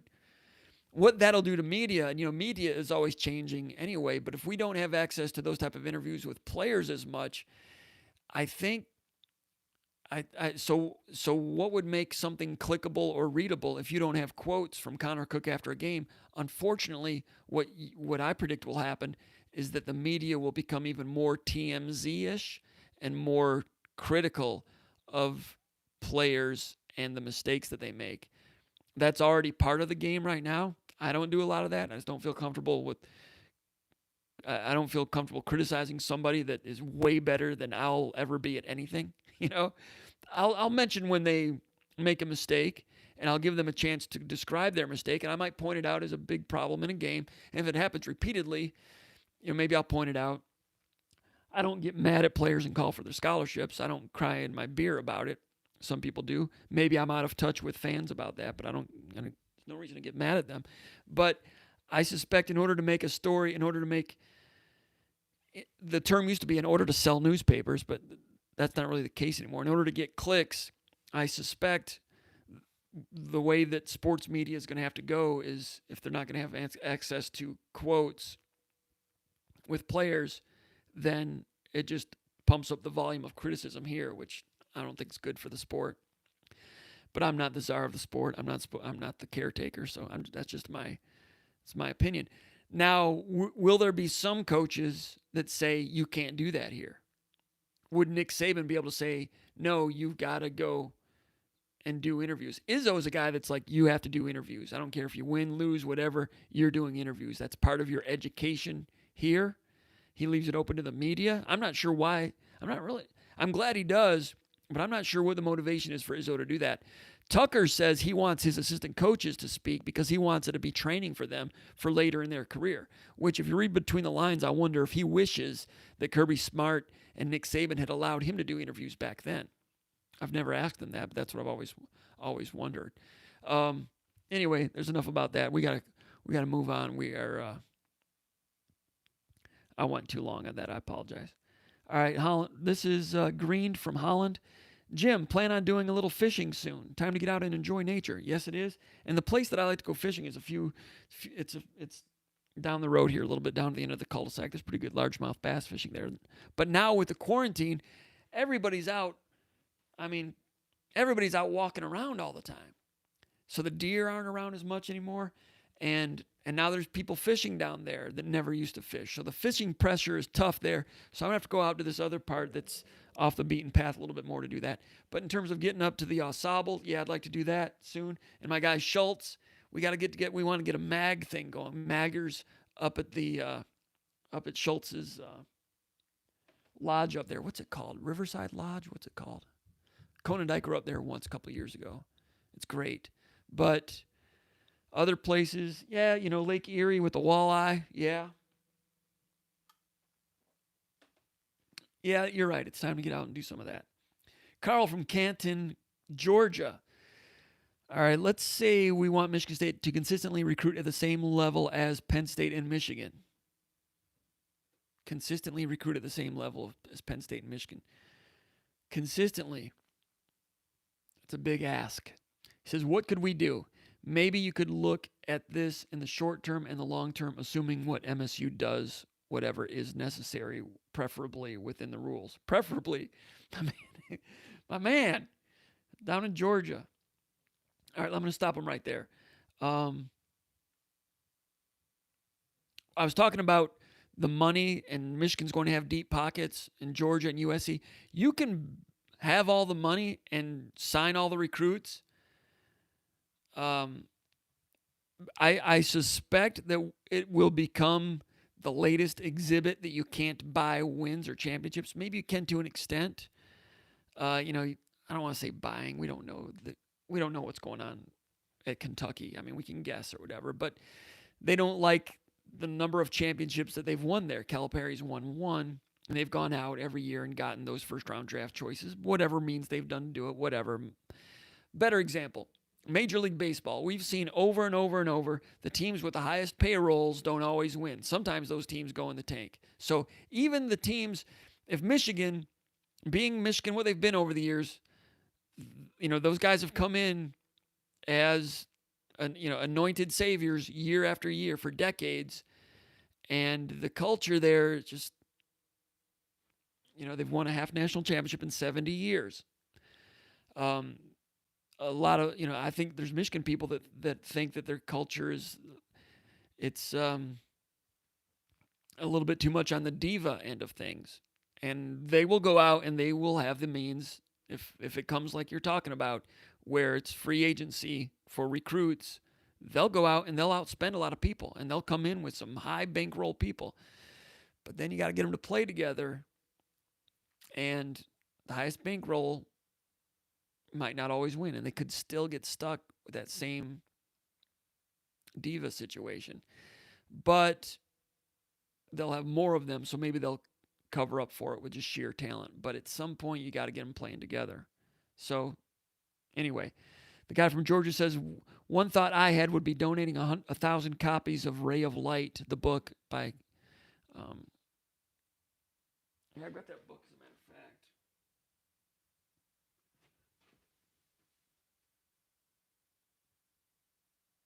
There it is.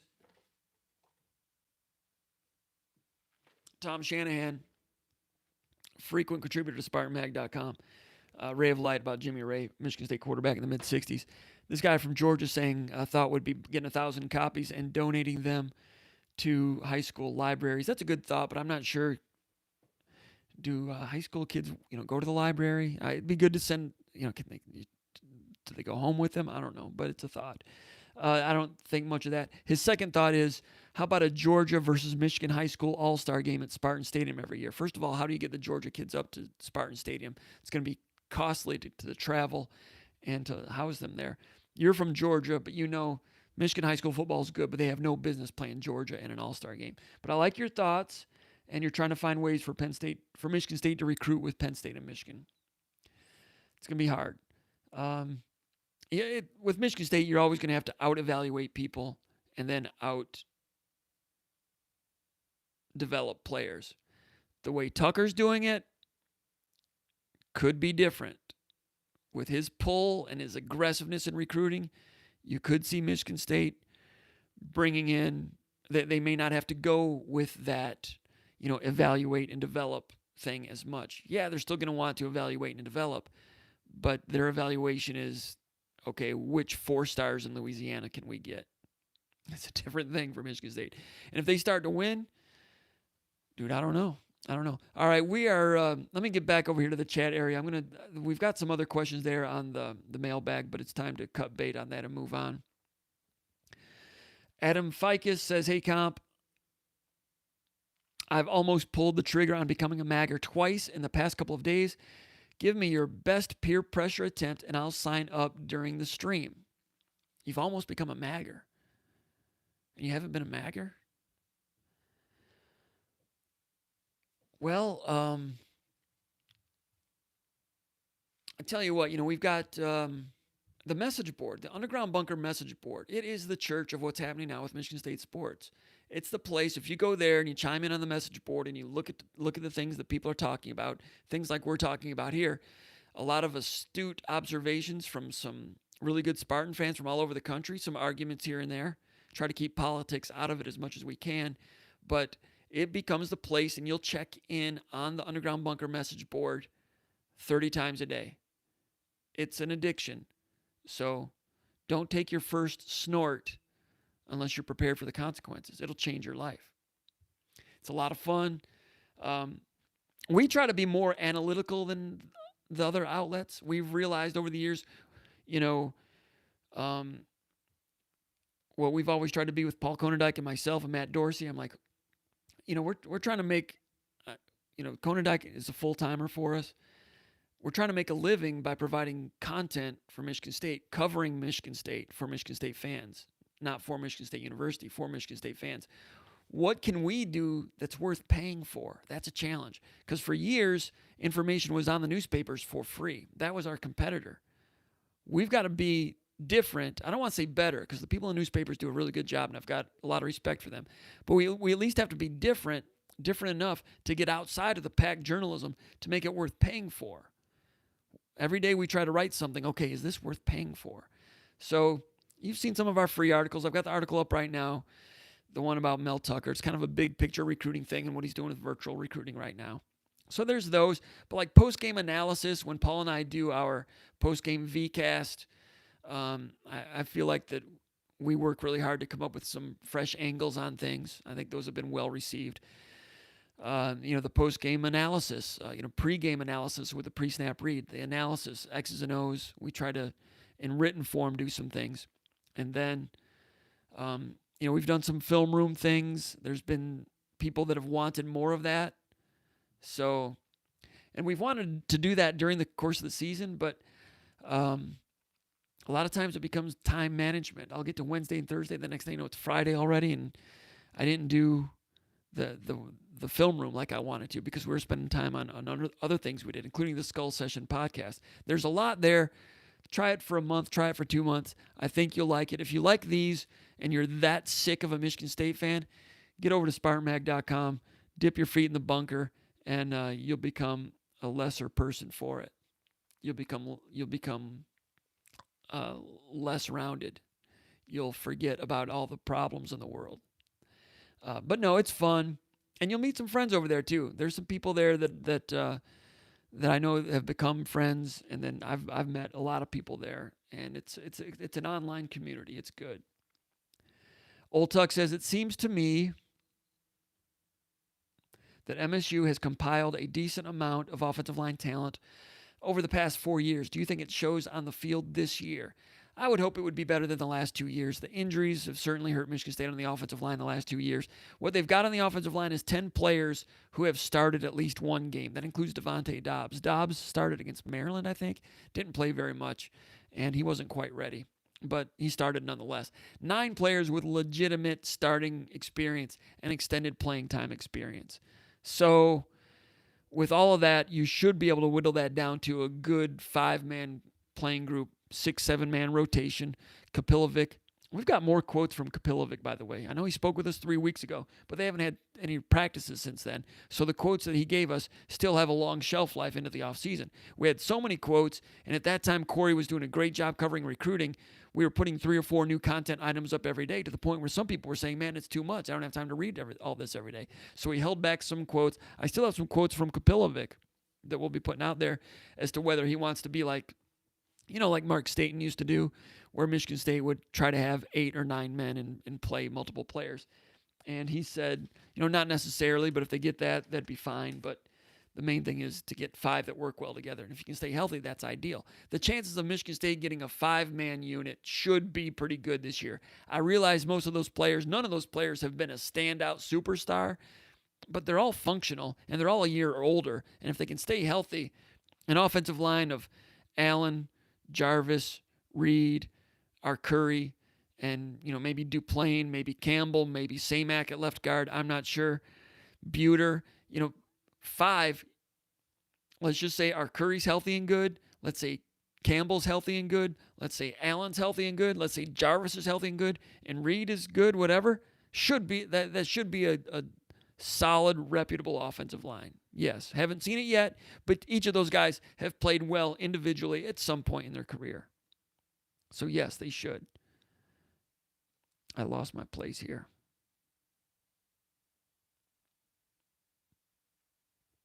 We got a lot of comments here. I didn't realize there were this many. I appreciate that. We might run out of juice here in a minute. All right. Alsac says, the way the program has stepped up, PR is outstanding. The one with Vickerson was great. Don't you see this helping the recruits of today? Yeah, the things that Michigan State's doing with Tucker in terms of, the promotional videos, social media. And I'll say it again. I told you here on YouTube, back when he was hired, that Tucker wanted to ramp up Michigan State's outreach and connectivity and engagement via social media.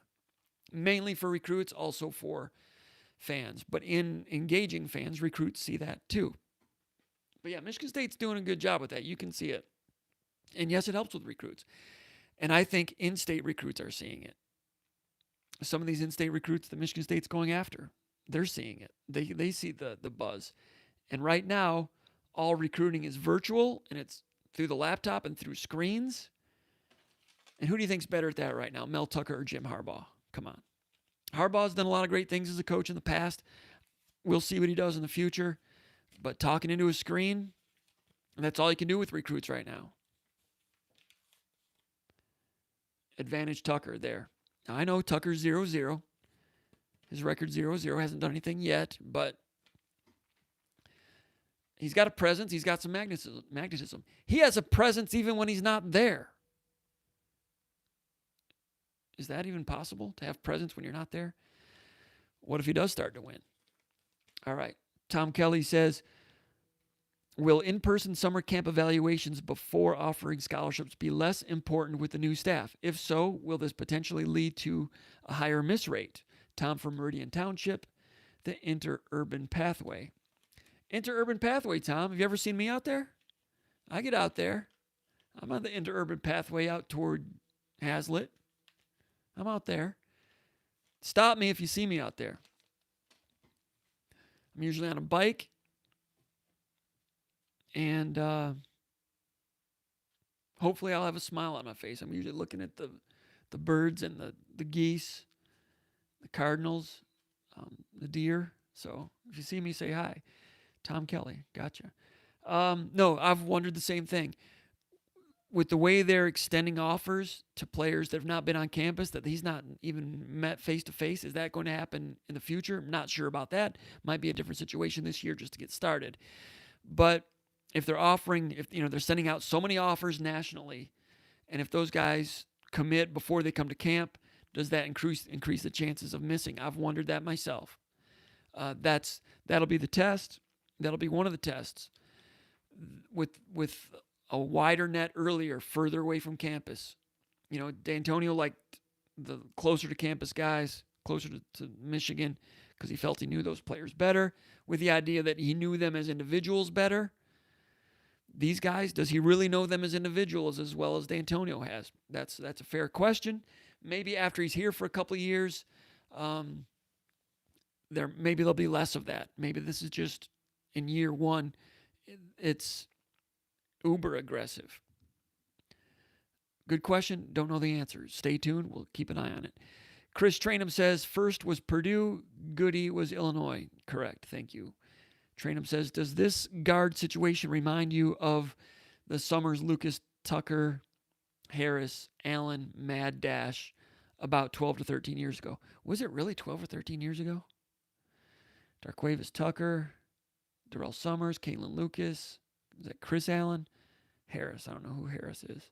But yeah, it does remind me of that a little bit because for a long time in recent years, Michigan State hasn't been able to go after as many players, basketball players, that were all in-state guys. I realize Chris Allen was not in-state, but Summers, Lucas, Tucker, they were. So yeah, it reminds me of that quite a bit, actually.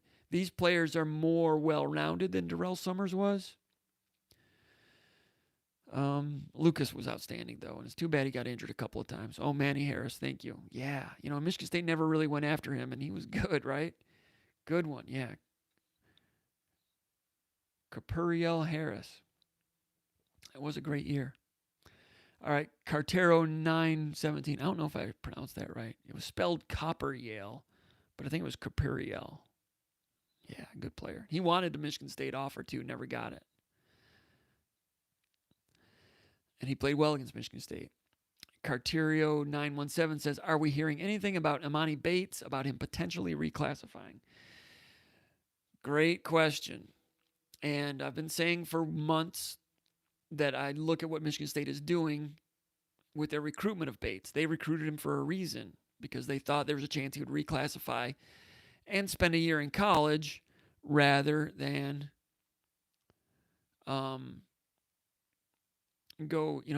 rather than do his regular senior year and then go one and done. Everybody thought that NBA was going to adopt a one and done rule. Now the one and done rule is out, but the G League path, paying $500,000 to the whatever that dude's name was, Jalen Green, that changes things. I realize people are saying, well, he could still reclassify and be a 17-year-old and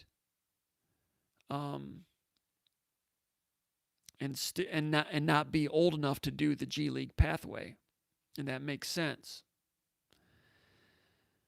I've got one source on it, and all I'm going to say is that Michigan, from my understanding, Michigan State thinks that the new rules make it that he's not going to be available to them. And I said, well, what if he reclassifies? He'll be 17, and I never really got an answer to that. I talked to the source again and never really got an answer to that. I've stayed off of the boards on that because I don't want to give another on-paper mistake like I did before. I've got to talk to some more sources on that because it seems to me that if he reclassifies, he'll be 17 and he won't be old enough to go to the G League and he can still go to college, right? Makes sense to me. But I'm hearing that Michigan State is like, well, we're not going to get Bates now. It's not even worth talking about. But I didn't get a good answer on that one. And it's a good source too, but I'm going to have to go to some other sources, like the best source. All right. So what am I hearing about potentially reclassifying? I think that was looking like that was a consideration. That's why Bates and his dad were putting in a lot of time going to Michigan State and looking into recruiting. But right now, and I don't have the particulars or a good definition, a good reason why it's not, but it's my understanding that they kind of think it's out of the picture now. Michigan State thinks Bates is out of the picture now, but I don't have a good reason why because of what I just told you. You could still reclassify and be 17. Maybe they think you could reclassify, be 17, and still just go to train for a year. I don't know. I don't have the particulars on that. I'll keep looking into it. Hayden Vischer says, no offer yet on the rivals for Trigg. And keep an eye on that. That's the tight end from Florida. Detroit Spartan says, there's a lot of strong Spartan connections in Sarasota. Yes, there are. Brian Craigle says, hey, Jim, audio sounds good. Thanks. Good. That was a long time ago. Comp is old. I am old. Sorry about that. You don't have to kid about that. Detroit Spartan says, Coach D was the key to Michigan State's defense. Detroit Spartan says, just overall, in my opinion, Coach D's defense was always solid regardless of the coordinator. Good point. Detroit Spartan says, Pat's defense has struggled at Pittsburgh dramatically at times, but he was a great coordinator. I'd agree with that. Cartiero 917 says, is Michigan State in a good spot with Rayshawn Benny? Rayshawn Benny is a offensive tackle at Oak Park, ranked the number 5 prospect in the state of Michigan this year, 6'5", 270. Michigan State already has a commitment from the running back from Oak Park. Better than they've made up ground there, and they're solid. They're solidly under consideration. I would guess the longer it goes, the better it is for Michigan State, the more that they can attempt to grow on him. I think Michigan State has a foot in the door. I think there's interest there, and we'll see what happens. But yeah, I think you're asking, are they in a good spot? I wouldn't say a good spot. I wouldn't say Michigan State's leading, but I think Michigan State's in the shooting match, as Nick Saban would say. Detroit Spartan says, love Norm Parker, class act. I agree. Card Shark Chris. Don't play cards with Chris. That's my guess. That's my guess on that one. Stay clear of Chris if he starts dealing blackjack at the bar. Card Shark Chris says, Clifford Dukes had a great arena football career. He and Kerry Reed of Arizona. I did not know that. But Dukes was a good, solid defensive end I think he was from the Tidewater, Virginia area. Kerry Reed, junior college receiver. Not surprised he did well at arena football. I'm kind of surprised arena football hasn't gotten back on the air in the spring and gotten a better TV contract. Because you always see football theoretically does well on TV. Certainly does in a lot of ways. They've tried to put more high school games on. I'm not sure how well those do. But I know that like college basketball people get freaked out when they see that, a mid-major football game on a Thursday will draw a better TV rating than, Kentucky against St. John's in basketball. But it does. So it seemed like I always thought that the Arena Football League could have gotten in there. I'm not sure what the optimal time of the year is. I think July, August, because people are ready for football and there is no football. ESPN shows CFL games in July and August, and they get a decent rating on those. And then then American football starts, and CFL they don't show it anymore. But if they had an arena season, like if there was one main arena season, and it wrapped up like August 25th with playoffs and stuff, man, I still think there's something there. As a matter of fact, when Arena Football League first started back in 1988, it was crazy gimmicky, right? I wrote a column for the State News back then. And I said it's a crazy gimmick that just might work. Partly because they had a handle on how much they were paying the players. And that's 30 plus years ago. That was like back then there were fledgling fly-by-night things happening all the time, it seemed like. And that has worked in one way or another. It hasn't gone away. I don't think it's gone away. But it seems like it should have gained more traction somehow. It seems like it should have. I don't care. Card Shark Chris from Forsyth County, Georgia. Old Tuck is booing about my Great Lakes rankings. We got a few more minutes here. We'll finish these out. Dan says, I think Lewerke is going to be the next Tom Brady. Have another snort, Dan. John Schick says, Comp, I loved the Ontario wine country riff. That's one of the reasons you're the best. Wow. Okay. All right.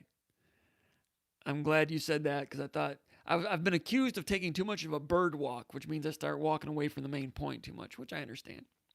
And, I think we're going to be ramping up the Skull Session podcasts more as we get into the summer, depending on what happens in the spring. And we'll up front, it'll be news and analysis, Michigan State. But then I think me and Paul, we might take some bird walks on some things. See how crazy it gets. Ronnie says, Comp, stop at our tailgate next year. If you have tailgates, T-Lot. We would love to have you and your nose for any time you could spare. And thank you for the hard work. Ronnie might do that.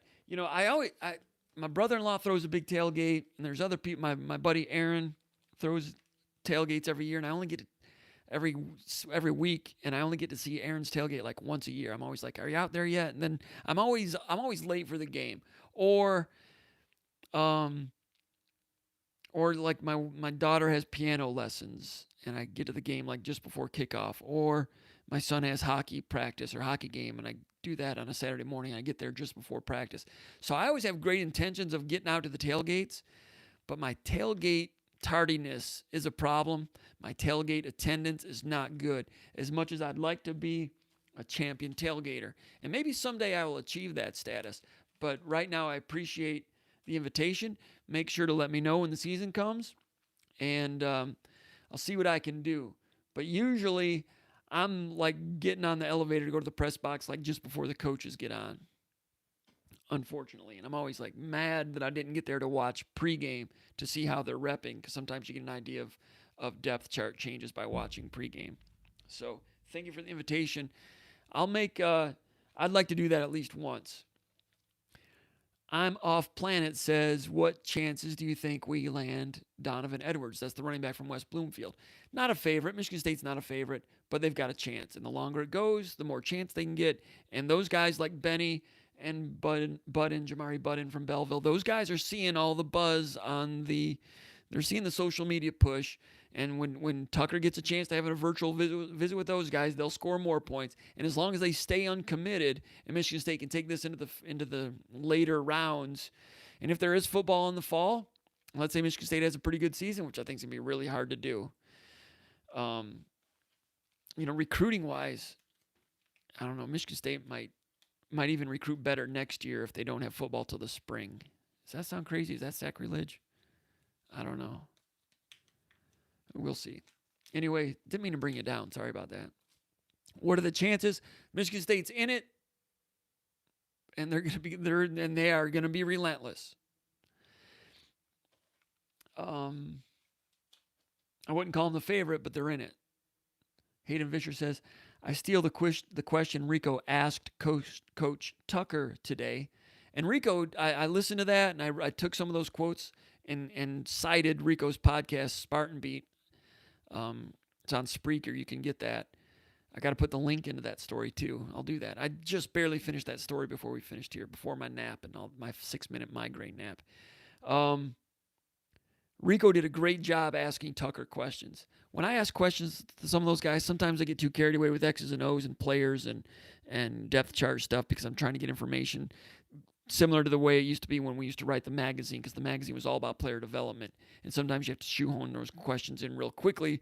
Otherwise, the interview's over and you come out of it, and I don't know who the third string outside linebacker is. And I feel it's like my job to know the depth chart that well, right? And sometimes I get so caught up in that, I forget to ask questions like, what concert do you wish you could have seen that you never saw? Which was asked of him, Tucker, in his Instagram chat a couple days ago. Rico asked some other good questions, about image and likeness and social media and those things. Rico did a really good job with some good, provocative, short questions. Like, his questions were good and they didn't take a minute to ask. He'd ask a really good question in 10 seconds and he'd get a really good answer. I thought it was really well done. Rico's a good interviewer. He says, so Hayden says, what is the craziest, goofiest thing you've done this quarantine? He did ask that. That was a good question. Craziest.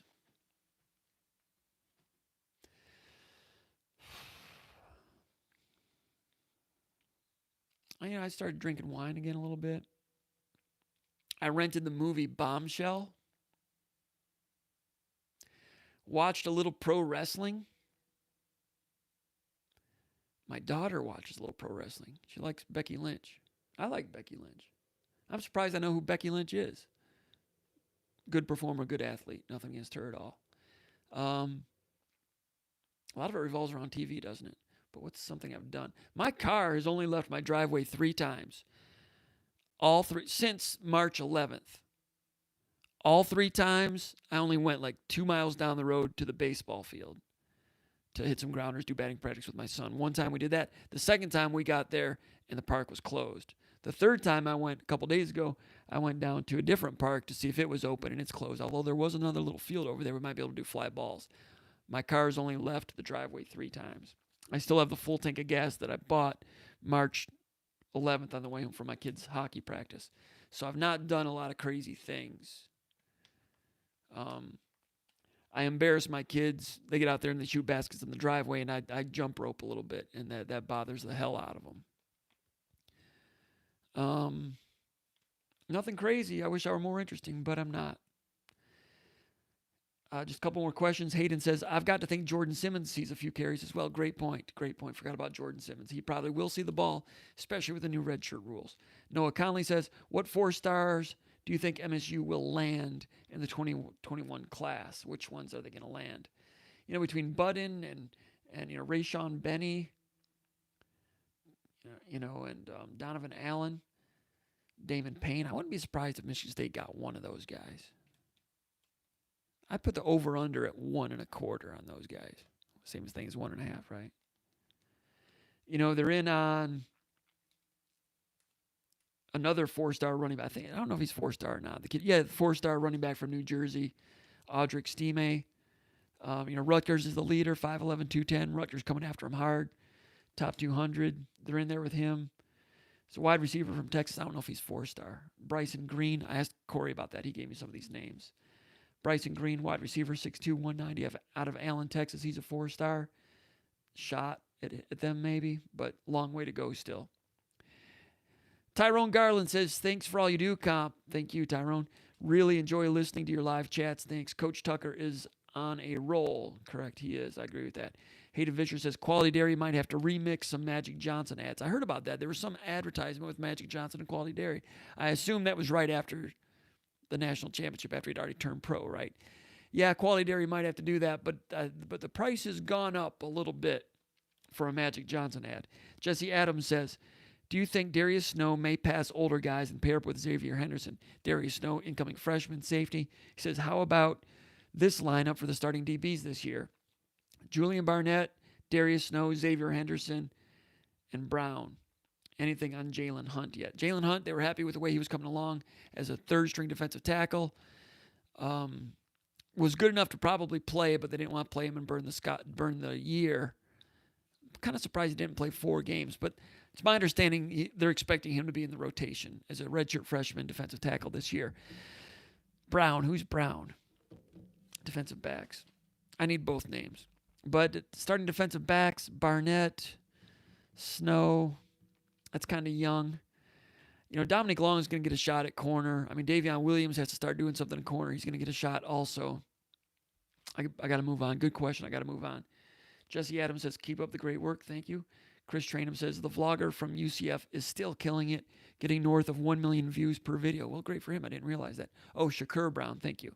Yeah, Shakur Brown. So you got Shakur Brown at corner, Julian Barnett at corner. So you have Julian Barnett moving ahead of Kalen Gervin, moving ahead of Dominic Long. Okay, that's going to be a great competition. Julian Barnett, Kalen Gervin, Dominic Long, Davion Williams. So you want Barnett and Brown at corner. Okay. Brown's got to get better too, because those other guys I mentioned, Shakur Brown was okay last year, but not perfect, right? And at safety, you've got Snow and Henderson. Well, I mean, if Trey Person does not improve at safety, other guys will get a shot. You'll see Darius Snow overtaking him. I'm going to say I doubt it. I think Snow is going to need some work. Just a hunch.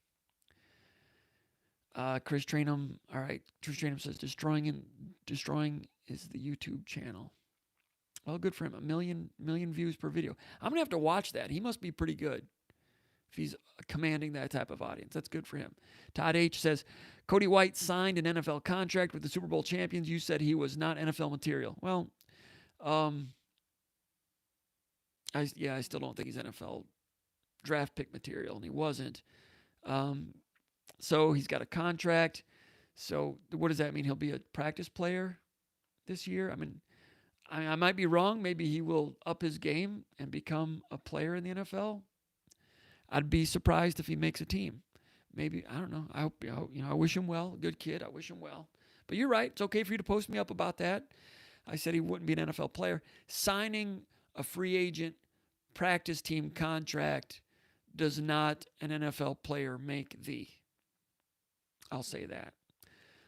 Sola Beer Guy says, seems that the recruiting ranking of guys committing right now are the same or lower than the D'Antonio classes. Are we really recruiting better right now compared to the past? I'd say it's comparable. Yeah, they're not breaking the bank. I think the interesting thing is they're going out of state to get guys to commit that have never even been on campus, that have never met Mel Tucker face to face. To me, that's impressive, indicative of a lot of horsepower under the hood to recruit at a high level at some point. But right now, they needed to get some recruits for reasons I've mentioned in the past. They need to get a little momentum going. But also, if there's no high school football in the fall and there's no camps this summer, obviously, then you will have to recruit. Your recruiting pool will have to come off of junior film. And the number of players that have recruitable junior film right now is a finite pool. So there's a scramble for that finite pool. So you go out, you get those guys now. In that regard, they're recruiting constructively and recruiting pretty good. Getting the kid in Florida is good. He's better than that ranking. 4-star rivals, that's good. Gabe Neely, the other corner, that's a 4-star guy, people. The quarterback, Faye, we'll see if the arm holds up. That is some of the 4-star quarterbacks that have been in the state of Michigan in the last 10 years. Dude, he's better than all those guys.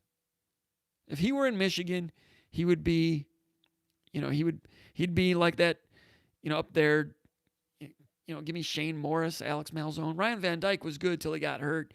Drew Henson was really good in college. I think he'd be one of those 4-star category guys if he were quarterback in Michigan. So the rankings, now some of the guys they've gotten, Wigginton has a ways to go. The corner from Maryland, I don't think he's quite in the class of the 2 guys from Florida. So I'm not saying they're all great. I agree with you. Drippy's, but that's junior film. Those guys can improve. Nothing against them at all. Drippy says D'Antonio never had 10 recruits in a month. That's a good point also. Hayden Vischer says, at Todd H., signed as an undrafted free agent. I'd be shocked if he's on the 53-man roster week 1. I would agree with that. Solo Beer guy says, I'm talking quality, not quantity. I understand about the recruits. I addressed that. Good point, though. Good question. They've got 10 to 15 slots to go. We'll see how they do. All right, Adam Ficus is signing up. Thank you. Welcome to the club. It's going to be fun to have you over there. Logan Augustine says, chances of landing Edwards.